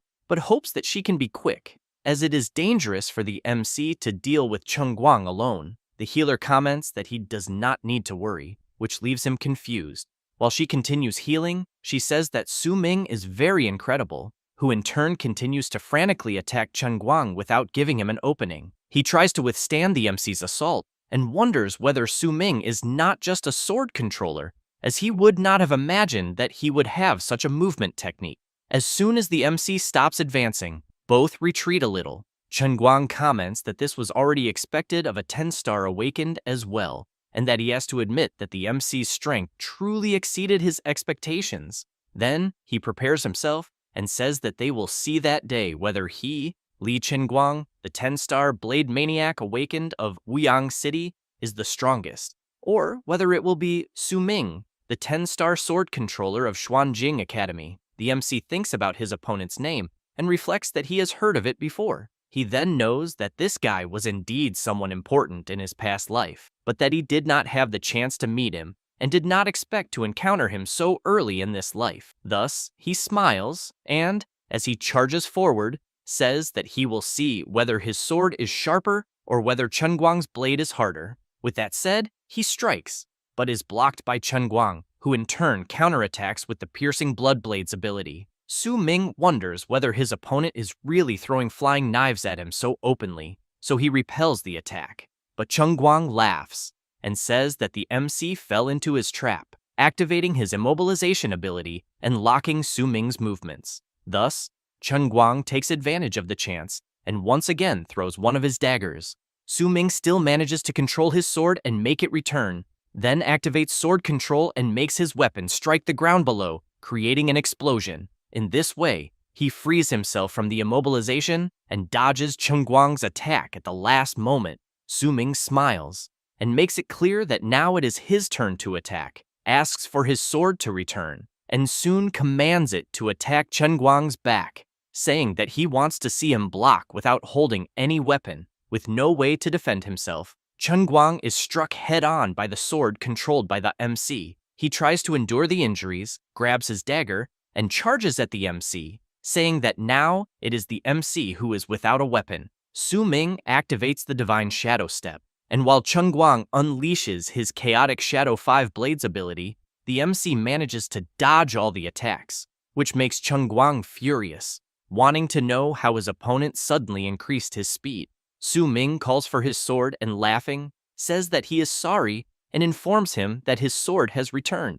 Meanwhile, Ji Yao and Yan Zi, as soon as their health is restored, run with the intention of helping Su Ming, but soon stop when they see that both the MC and Chen Guang are standing still. Then they want to know if the battle is already over and who the winner was, until their eyes light up as they see Chen Guang fall to his knees and realize that the MC defeated such a strong opponent. However, while the MC is distracted, a red aura begins to envelop Chen Guang's body. Yun Chung notices this and shouts a warning to Su Ming. He immediately turns around and sees Chen Guang charging at him with full force, saying that he let his guard down. Yanze, Yun Qing, and Ji Yao are very surprised by what they are seeing, as Chen Guang manages to land a solid hit on the MC. Right after that, he activates his supreme technique, the Swift Blade of the Tropical Forest, and Su Ming is attacked from all sides. Chen Guang begins to laugh like a madman and shouts, welcoming the MC to his blade formation.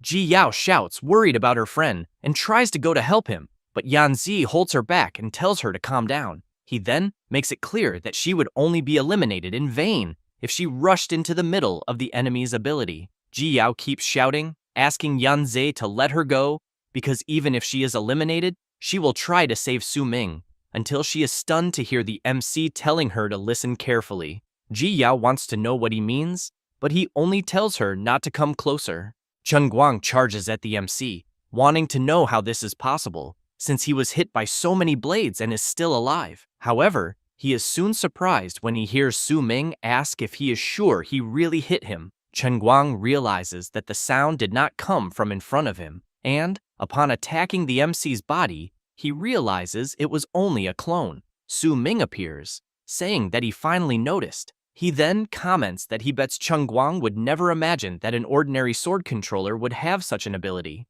The MC is equipped with all the parts of the Dark Sword set, which, when equipped, causes all sword-type skills to deal additional dark attribute damage, and this damage can ignore physical defense. The set has a skill called Shadow Clone, which generates a realistic shadow for defense. When the Shadow Clone is active, attacking will cause an additional slash, and the power of this slash is equivalent to 50% of the damage of his normal attack. As he approaches Chen Guang, Su Ming explains that it is his set's ability. Chen Guang becomes nervous and says that there is no set that can be collected in the Novice dungeon, but that there might be only one way to obtain it. So he wants to know whether the MC has already completed the first class change. Su Ming replies that he guessed correctly and says that he completed the primary class change mission a long time ago. Chen Guang, as he turns around furiously and ready to attack, says that the MC was faster. However, Su Ming shows no mercy at all and attacks first. After being attacked, Chen Guang throws something shiny into the air, which leaves Su Ming intrigued. The glow becomes even stronger and ends up blinding Su Ming's vision. Yan Zi comments that what they are seeing can only be a life-saving accessory. Yun Chung asks what he means. The archer explains that it is an item that allows the player to urgently escape the dungeon if used at a critical moment, and that it is not an item that can be farmed in the dungeon, since the item in question costs hundreds of thousands of advent coins. Su Ming emphasizes that, apparently, the neighboring city wants to protect that 10-star genius of theirs and truly spent a fortune. After that, at 2 o'clock in the afternoon, the person responsible for analyzing the competition data is surprised. The director, while eating, wants to know what happened and whether she happened to gain access to the player's level ranking in real time inside the dungeon. She points at the monitor, answers no, and informs him that the data show that, in the 9 o'clock direction of the dungeon, between 12 o'clock and 12:30, there were data indicating the elimination of several players. Wang asks what is strange about that, and whether some teams of players encountered difficult monsters. She replies that that is not it, and explains that the data analysis shows they were eliminated by data from a player who is not from their city's region. The director is surprised and says that, apparently, the neighboring city is up to something again. He then asks her to save all those data records.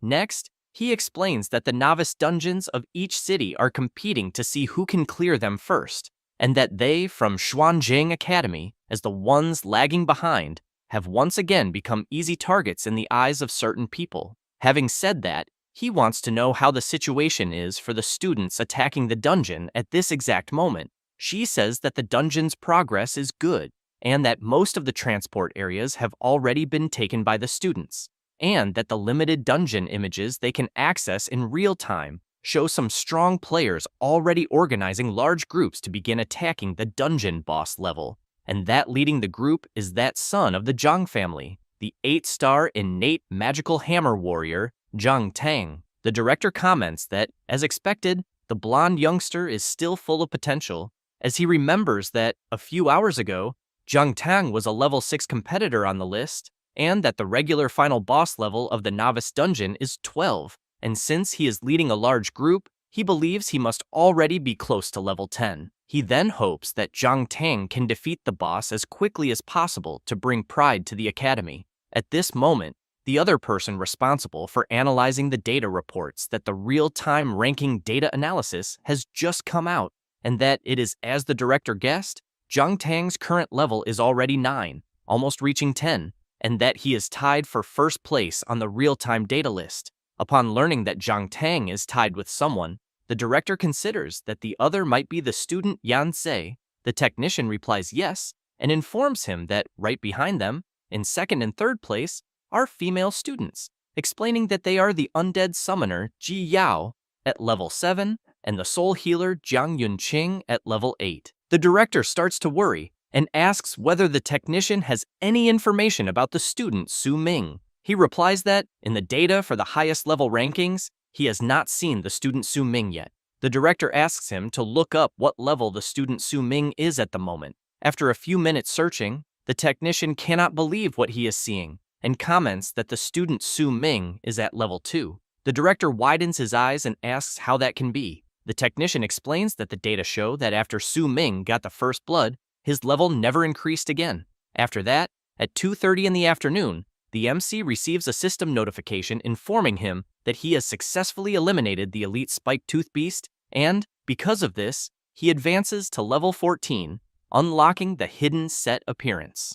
Ji Yao is impressed, saying that in just a little over 2 hours of grinding monsters, they have already gained several levels. Yanzi also comments that he is already at level 10 and can already challenge the dungeon boss, and that the reason they managed to level up so fast is because of Yunqing's experience buff skill, and that they need to thank her for that. She turns around and emphasizes that all of this is thanks to the MC for having given such an incredible skill. Ji Yao makes it clear that the team she is in now is truly amazing, because with Yunqing's healing and experience increase, and Yanzi's precise long-range damage output, she thinks she can say that she can summon cute creatures to provide them with cover, but that the most important thing is having Su Ming, such an incredible player, leading them. He asks everyone not to be modest, since it is all due to their strength, because he is just riding on their light.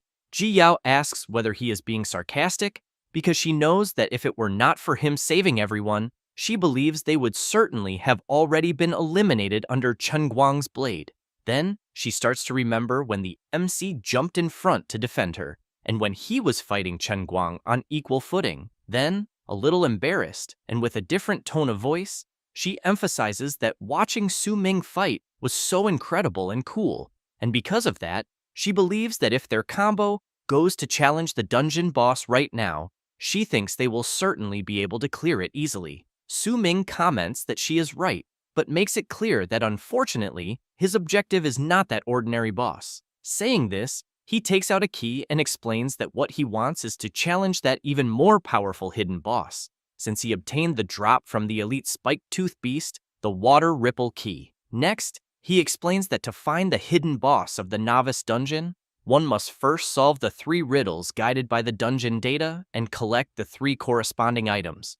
At this moment, the system announces the first riddle, in which, when the silver moon hangs over the shore, the blue waves split and the red armor sleeps in the core of the cold abyss. Su Ming thinks about the riddle and concludes that there is no dungeon weather in the Novice dungeon, so he smiles and says that this means the surface of the lake ahead, behind them, is exactly the location of the hidden boss. With that, the system announces the second riddle, in which the lake water turns into mist, using iris petals as a guide. Beneath the sinking sand, the armor still guards the ancient pact. Su Ming begins to think about a few moments since entering the dungeon, and soon says that since entering the dungeon, he has already collected the trigger item, the iris flower, from the monkey monster area as quickly as possible, so he knows that, combined with the water ripple key obtained through the hint of the third riddle, it will work. He then asks the MC to hold the star pattern key to reflect the bottom of the lake,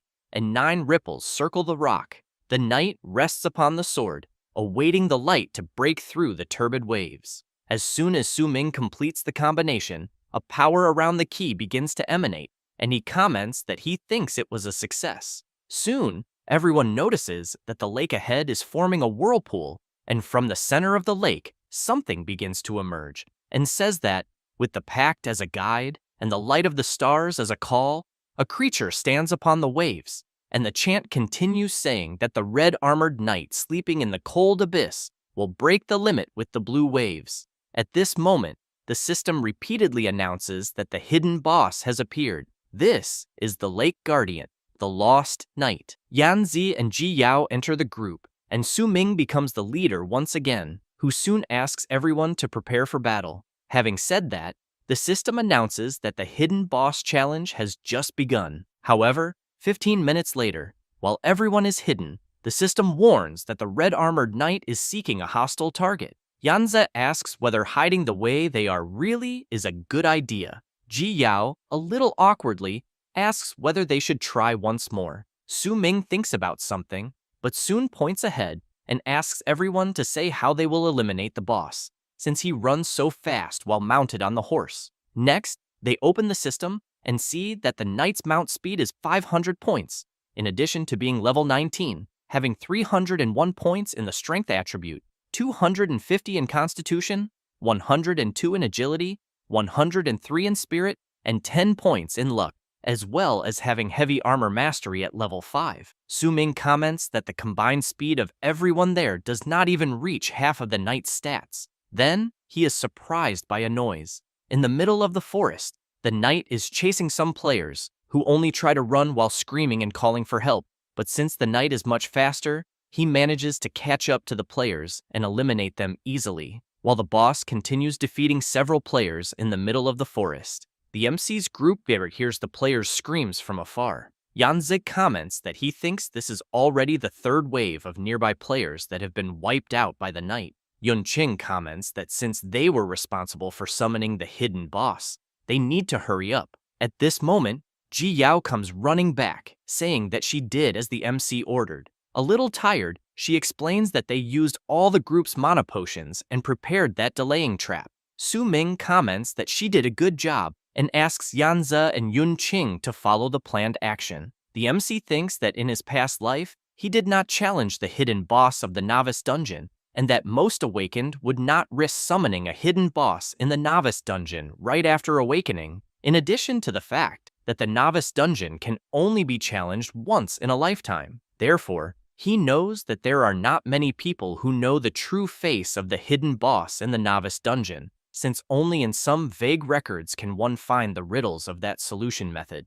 But fortunately, he memorized them all. However, he did not expect that the hidden boss's equipment would include a mount with 500 speed, so he believes that to eliminate it, they will need to knock him off the horse.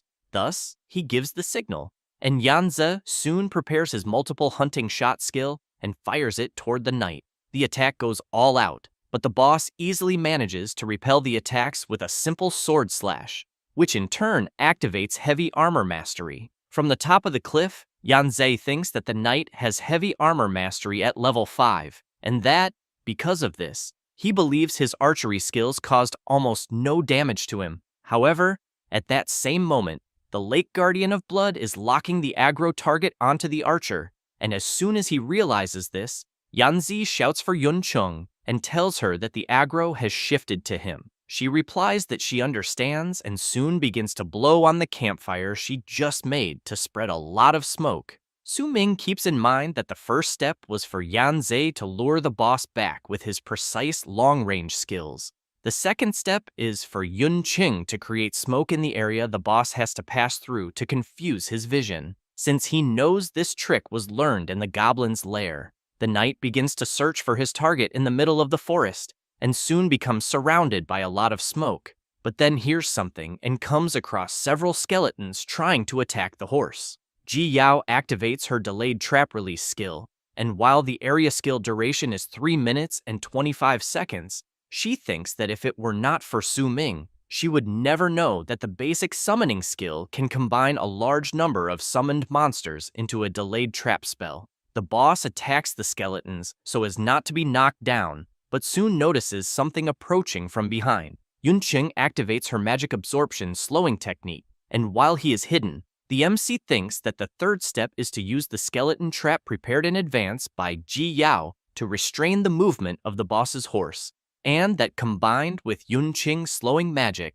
they would be able to lock the boss's movement at the same time. He knows he has to admit that if it were not for their cooperation, he might not really be able to solo the knight. Thus, he leaps toward the boss, grabs his arm, and upon seeing that he has a firm hold, kicks the horse. In this way, he manages to knock the knight to the ground. As soon as everyone sees the knight trying to get up, Yunqing comments that the plan to knock the boss off the horse was a success, but Ji Yao emphasizes that they still cannot lower their guard. because this is only the first part. 10 minutes earlier, after learning the plan, Ji Yao commented that she even thought it was a great plan, but that in this way, her and Yunqing's mana would be exhausted, because even if they managed to knock the boss off the horse, they would no longer be able to deal damage to the boss afterward. Su Ming had said that it would not be a problem, since that would already be enough, and that afterward, they could just leave it to him. Thus, now facing the knight, the MC asks everyone to leave the boss to him. Having said that, he gives a slight smile and soon charges at the knight. Both begin to exchange many blows, and after separating for a brief moment, soon cross swords again. A frenetic battle begins to unfold. Yanzhe comments that the battle is very intense, and that Su Ming is able to fight the hidden boss on equal footing alone, but he knows he cannot just keep watching. However, Ji Yao asks him to wait and emphasizes that the MC had asked to leave the boss to him, and, because of that, everyone there will need to trust him, since the rest have their own mission. At this moment, Su Ming appears behind the knight with his divine shadow step skill, and in the blink of an eye, unleashes several consecutive slashes. The MC continues to have his speed increased, and, because of that, he does not stop attacking the knight for even a second, and while doing so, he calls the boss slow and says that he would not have imagined that after losing the horse, he would be so weak. Saying this as he looks at the knight's current stats, which now, without the horse, have only 55 points of speed. Next, Su Ming delivers another sword strike and ends up thinking that the hidden boss, in the end, is nothing special. Having said that, he channels power into his sword and shouts for the boss to disappear once and for all. Su Ming attacks once more, but ends up noticing that the boss's heavy armor is very resistant, because it is not even affecting his HP yet, and the boss, in turn, delivers a powerful attack. But Su Ming manages to leap backward to avoid being hit. At this moment, the system warns that the durability of the MC's sword is at only 7%. Su Ming reflects that because of this, his weapon's damage has dropped drastically, and that the boss's heavy armor attribute is truly a problem. At this moment, the knight notices something and quickly advances toward a part of the forest. He looks around until he looks up and sees the MC on top of a tree, wondering whether the boss is trying to recover the horse, since he knows that mounted speed is his advantage for victory. Having said that, he smiles and makes it clear that it is a pity, because the boss's horse has already been taken by his group companions. Meanwhile, in another location, the boss's horse is resisting as it is being pulled. Ji Yao shouts, asking the horse to stop trying to resist, because they will not let it escape. Yanzi asks Yun Chung to continue using magic to reduce the horse's movement speed. Ji Yao laughs and emphasizes that the mission to hold the horse is very important, since it was Su Ming who entrusted this to them. She then quickly remembers him asking everyone to remember that if the plan worked and they knocked the boss off the horse, they were to leave the knight to him, and that the others would have a crucial mission, which was to hold the boss's horse and not let him mount again. Back to where the MC is, he launches his draw/slash skill, and an explosion occurs due to the impact of the strike. However, the knight activates the same skill and launches the attack. Su Ming jumps backward to avoid being hit and comments that his opponent also knows how to use skills. Then, as he turns around, he notices the boss about to deliver an attack, but quickly uses the sword control skill and blocks the knight's attack at the last instant. While he continues controlling the sword, the system informs that his weapon's durability has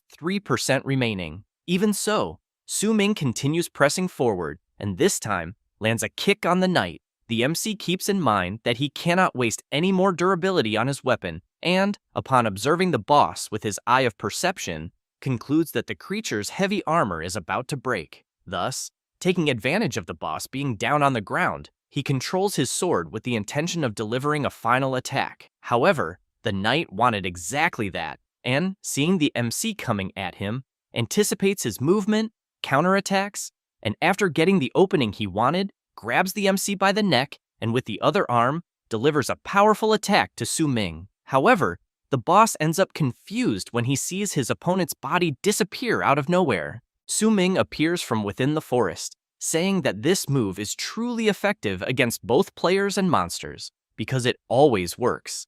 Having said that, he activates his set and emphasizes that he likes it very much.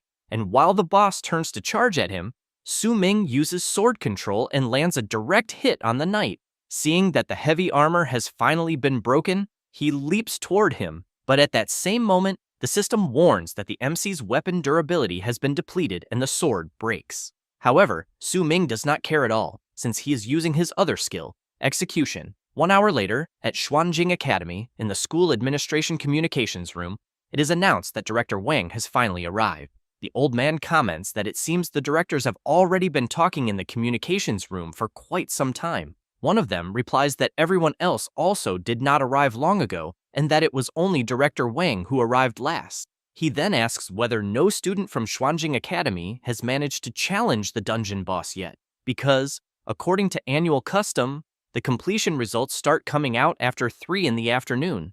But he points out to the director that since his academy finishes last every year, he thinks it is no problem for him to be late and not be in a hurry to report. Wang says that he was not late because of the dungeon. Having said that, he explains that it was because he received some real-time feedback data from inside the dungeon and that there are players from outside his school secretly entering the Xuanjing Academy's Novice dungeon, and that, although the real identities of these outside players are still unclear, he wants to know whether they might be students from their 3 academies going to cause trouble. He also asks Director Z whether it could not have been his doing, since the data of the victimized students show that they were eliminated by a student using blade skills. And he heard that the genius student of Wuyang Academy, Li Chenguang, is precisely a master of bladed weapons. Ji shouts, telling Wang not to speak nonsense without proof, and makes it clear that the student Chen Guang from their academy is, at this very moment, challenging the final boss of their novice dungeon as the main attacking force, and that he predicts he will clear the dungeon in less than half an hour. The director of Dongling Academy informs that they already have 3 groups of students with sufficient level challenging the boss. The director of Nangang Academy also says that they are already in the phase of intense battle against the boss, and that, if everything goes well, the news of completion will arrive soon. Director Wang, on the other hand, thinks that apparently the other academies are doing well in the boss challenge, and that, at the moment, it is just a race against time, because if his academy does not achieve the first completion that year, he believes they will only have 2 token slots for the Celestial Tower Council, which would be the lowest number in history. Next, he thinks of Zhang Tang and reflects that currently, the player closest to managing to eliminate the boss is him, and that, at the moment, he can only place his hopes in his strength. 15 minutes later, inside the dungeon, Zhang Tang is shouting, ordering everyone in his group to advance and use all their abilities without holding anything back, because they need to eliminate the final boss. The Raging Tide Forest King, Shinba, level 15, notices an opening and, with a single attack, manages to eliminate several players from Zhang Tang's group. As the creature continues attacking the others, one of the group members shouts to warn Zhang Tang that he thinks they are no match for the boss, because everyone's level is still not enough to challenge him successfully. The blonde youngster facing the enormous creature thinks otherwise, because they have already made it that far. Then he reflects that the novice dungeon completion rewards must be his. Next, Zhang Tang remembers the messages he exchanged with Xiaoman, in which she was asking for help because the MC had hurt her and wanted the blonde guy to avenge her. So Zhang Tang thinks that he will take the final reward after defeating the boss and take revenge for Xiaoman, and, facing the enormous creature, he gets ready for battle, but soon becomes confused when he sees the boss disappearing right before his eyes. Then he wonders what is happening until a system message arrives for all the dungeon competitors, and he cannot believe what he is seeing, since the dungeon notification states that the hidden boss has been defeated, and that all players should soon prepare to return from the dungeon. A few minutes earlier, Su Ming was happy to see that he had defeated the knight, and at the same time the group he had joined had just arrived at the location and were soon surprised because they saw that the MC managed to solo the hidden boss.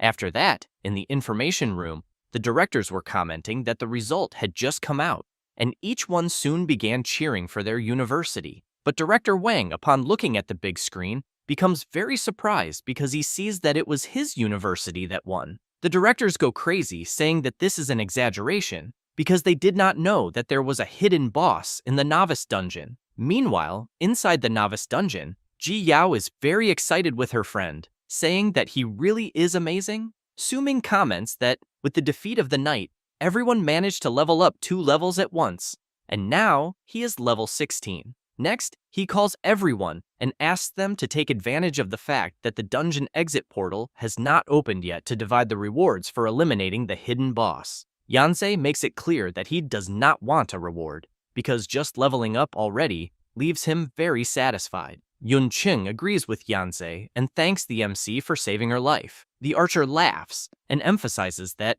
from being saved from Li Chenguang's blade to uncovering the secret of the hidden boss and finally soloing the boss, he really did not have the strength to help with anything, so he thinks it would be very awkward to divide the spoils. However, he ends up being surprised when he sees a system message informing him that he obtained the putrid spirit suppression bow, but that it has a level restriction and can only be equipped upon reaching level 20, in addition to having the requirement of the ranger class with bow proficiency. The item has the spiritual suppression affix, which consumes spiritual power to cause all arrows fired by the bow to produce random enchantment effects. Yunqing also gains loot. She obtained the Heart Soul Necklace, which can increase the storage limit of soul power as well as absorption efficiency. Ji Yao obtained the Blood Armor Undead Summoning Scroll, which has the effect that upon learning this skill, she can summon the hidden boss, the Blood Armor Undead Knight,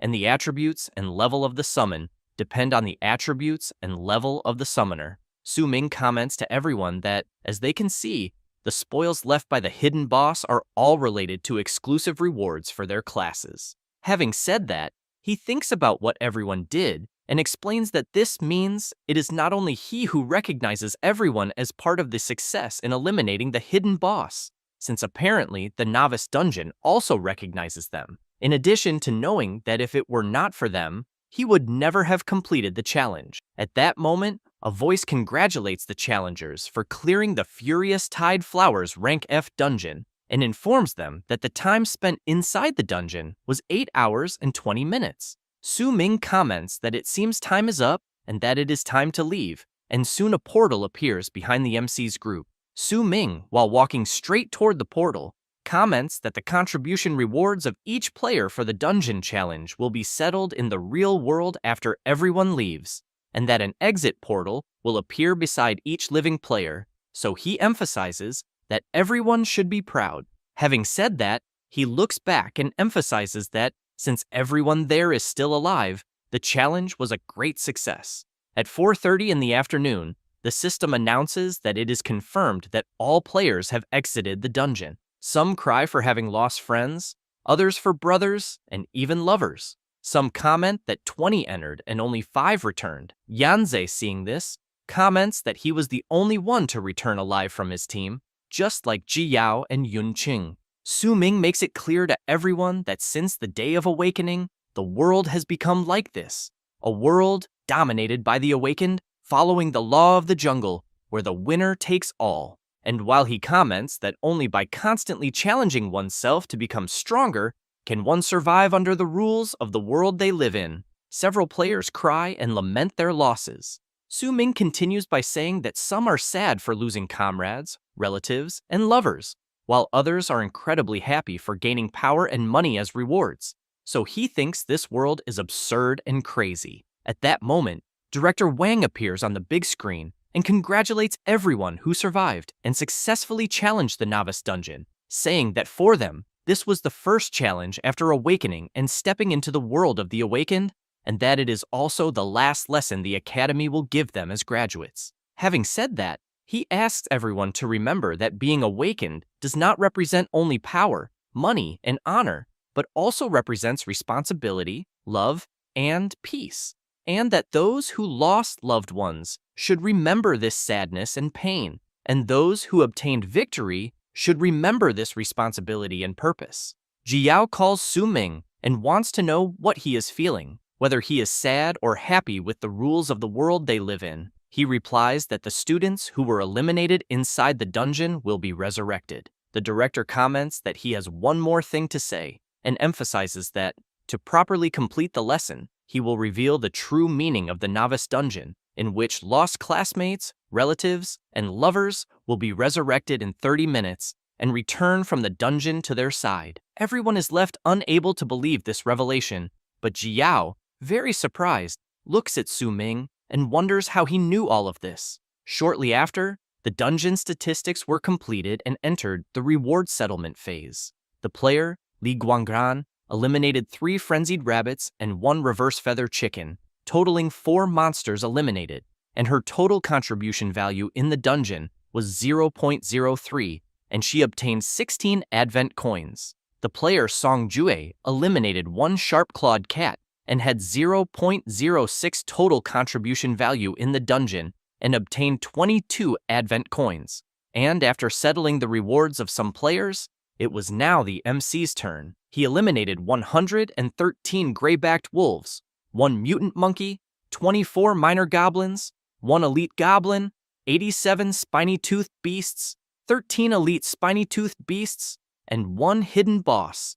In addition to completing the primary class change, crossing the no-damage area of the Red Rock Cave, and obtaining the Dungeon First Blood title. Therefore, his final evaluation is rank S. He also obtained the Rookie King title, which has the effect of increasing all attributes by an additional 15 points and increasing skill proficiency gained by an additional 10%, totaling 91% contribution in the dungeon. In the information room, Director Wang is looking at the MC's settlement and comments to someone that he is late. It is Su Ming. The director comments that he is first place in the school and city rankings in the Novice Dungeon. The MC comments that he slept too much and ended up being late.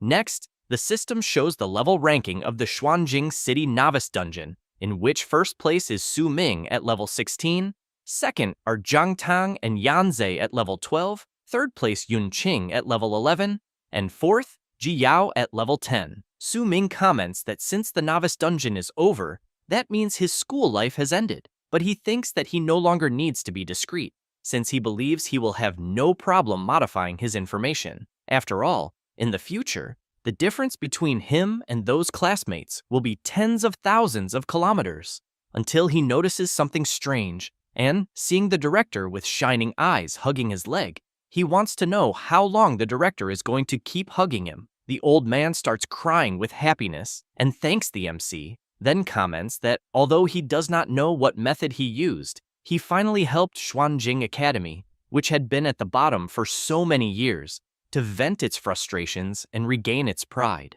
Having said that, he comments that, as the MC knows, after the completion information came out, Old C from Wuyang Academy was left speechless, and that before, at every school meeting, he loved to mock others. So he really wants to see if he will dare to talk nonsense in the future. Su Ming wants to know what place that guy named Li Chenguang from Wuyang Academy ended up in. The director says that the manic blade genius that everyone bet on ended up only in 3rd place in the ranking of all academies. Su Ming is pleased to hear this, but the old man continues saying that he heard around that it was because Li Chenguang suffered serious injuries in an accident in the middle of the dungeon, which delayed the time to eliminate the boss. However, he wants to know how Su Ming managed to eliminate the hidden boss, because even with a 10-star talent, he knows that Su Ming is just a sword controller, a class that is weak in the early stages, since from what he knows about him, Su Ming is not from an influential noble family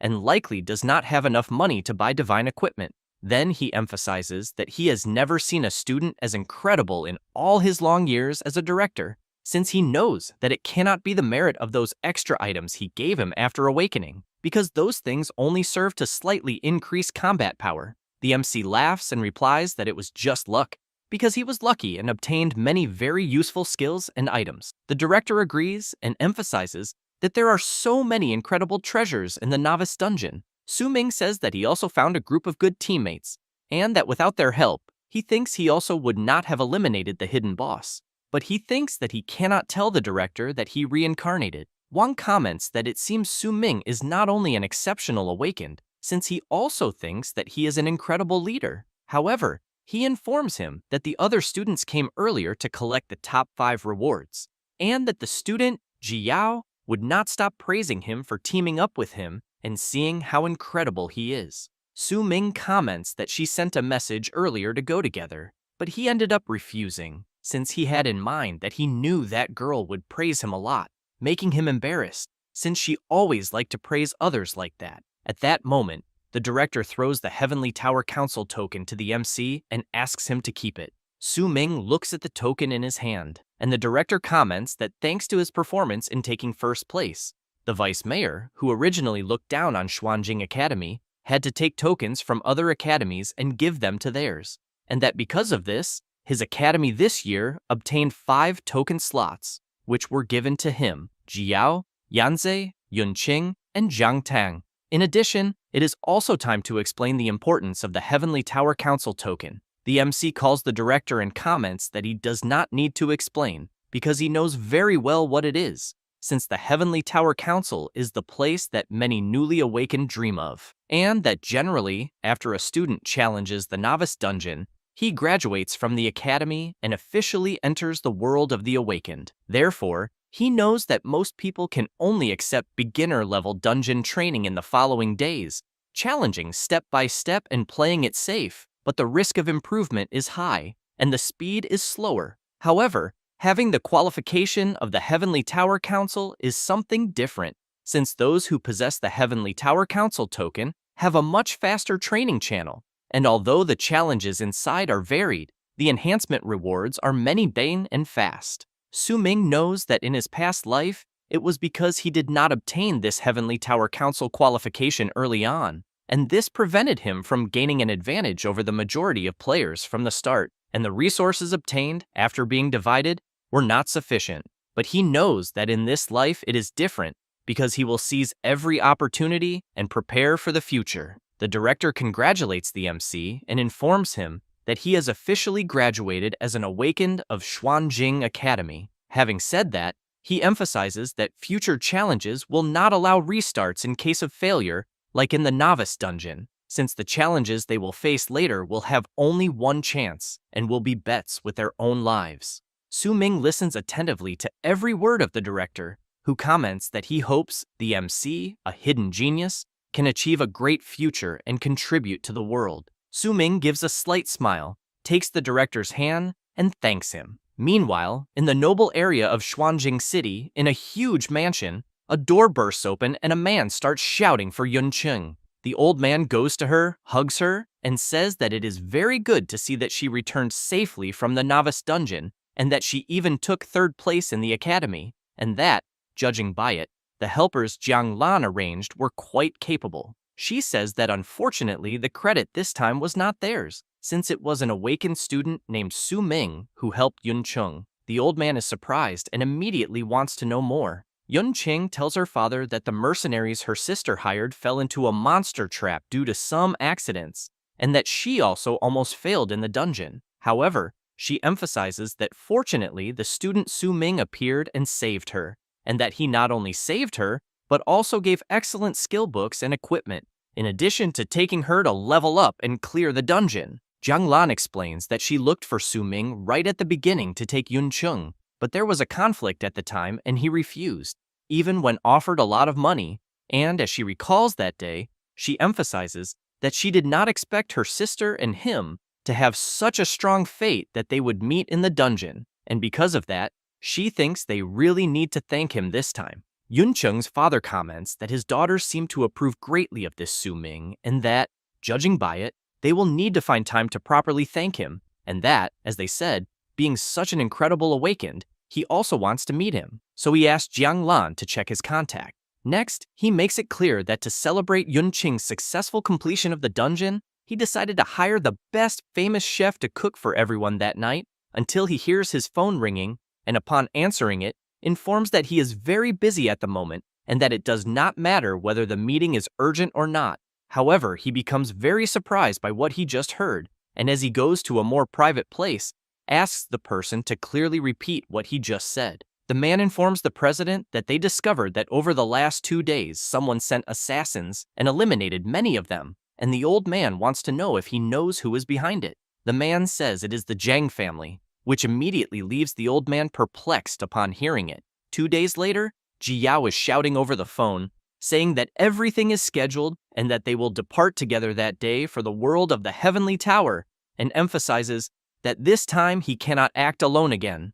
Ming replies that he understands, because over the last 2 days, he has already prepared everything he needed and that he will meet up with them soon. After hanging up the call, the MC starts thinking about the Heavenly Tower Council and soon remembers Director Wang saying that to go to the Heavenly Tower Council, he would only need to use the token, which serves to summon the portal to open the destination, and that this portal can only be accessed by those who obtain the qualification of the Heavenly Tower Council token. Therefore, the MC takes the token in his hand and raises it to activate it, and the system announces that the qualified individual has been identified. Then, an intense glow begins to appear, and a portal opens before the MC, who becomes excited, thinking that he will dive headfirst into the new challenge of the Heavenly Tower Council. Already at the Heavenly Tower Council Tower, Ming slowly passes through the portal, and, as soon as he fully passes through it, he finds himself before the enormous 100-story tower,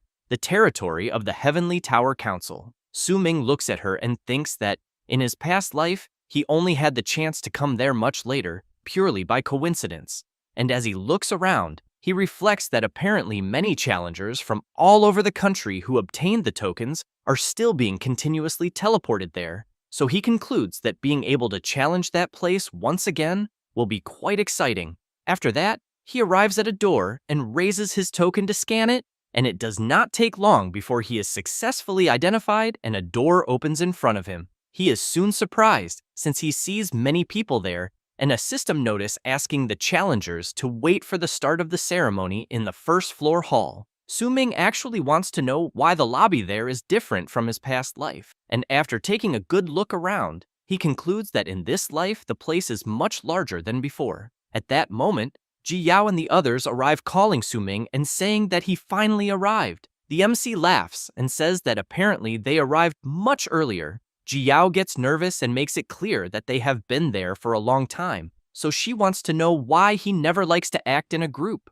Ming asks whether he had not asked if all of them agreed to go there together, and comments that they have already become friends. Ji Yao replies that after going through the hardships of the Novice dungeon, they are all good friends and battle companions. Having said that, she explains that from Xuanjing Academy, only they managed to qualify to go to the Celestial Tower Council, and therefore, they do not know what may happen from then on, and that acting together always ensures they take care of each other. Suddenly, a man appears shouting and charging straight at the MC. It is Zhang Tang who tries to throw a punch, but Ming easily dodges, and the blonde wants to know if they forgot that he is also part of this. The people around immediately start commenting that apparently someone is fighting. Ji Yao immediately shouts, asking what Zhang Tang's problem is. Furious, he replies that it is because of what the MC did to Xiaoman, and that at that moment he will settle the score with him, since during the Novice dungeon, Ming hid very well, and he could not find him. He then comments that he really did not expect him to have also obtained the qualification for the Celestial Tower Council. Ji Yao, intrigued by the blonde mentioning the matter involving Xiaoman, asks what happened. Ming asks her to stay calm, and, to Zhang Tang, asks him to stop these troubles with Xiaoman, and emphasizes that they will not be able to resolve this matter there that day, because battles are not permitted where they are. Having said that, a voice announces that a conflict incident has been detected, and as a powerful lightning bolt strikes Zhang Tang, the voice makes it clear that no behavior that disrupts the order of the Celestial Tower Council is allowed. The blonde falls to the ground and tells the MC not to think that he will be able to escape. Ming laughs and emphasizes that there are people up above watching everything, and that after this at the Celestial Tower Council is over, they will settle things properly. A man from afar simply watches what is happening, while some people comment among themselves that although it seems there is no one receiving them, in reality they are being observed, and that truly, there at the Celestial Tower Council, things are not so simple. After that, the MC calls his friends to follow him. Ji Yao wants to know why he wants to go to another place, since the ceremony has not yet begun, and thinks they should wait for it to start and then read the challenge guide. Ming explains that they do not need to stand in line with the others reading guides, because that is for those who are going there for the first time, and that the secret lies in the seats. Ji Yao becomes intrigued and soon wants to know if it is also not his first time there. He asks his friends to observe carefully, because all they need to do is sit silently in the seat for a while, and she soon becomes surprised. The MC explains that the Celestial Tower Council's selection system will appear as soon as they sit down. The system welcomes the new challengers to the initiation challenge of the Sky Tower Association, the 100-layer Tower Challenge. Immediately, everyone sits down to also receive the system notification.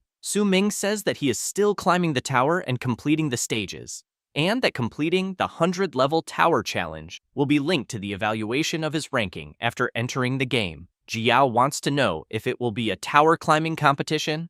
The MC replies that it is exactly that, and emphasizes that the higher the level challenged, the higher the final ranking obtained, but makes it clear that if everyone challenges the same floor, the ranking will be determined by the time the challenger took to climb the tower and by the difficulty of the challenge. Ji Yao comments that, in the end, the climbing time is also a factor to be considered.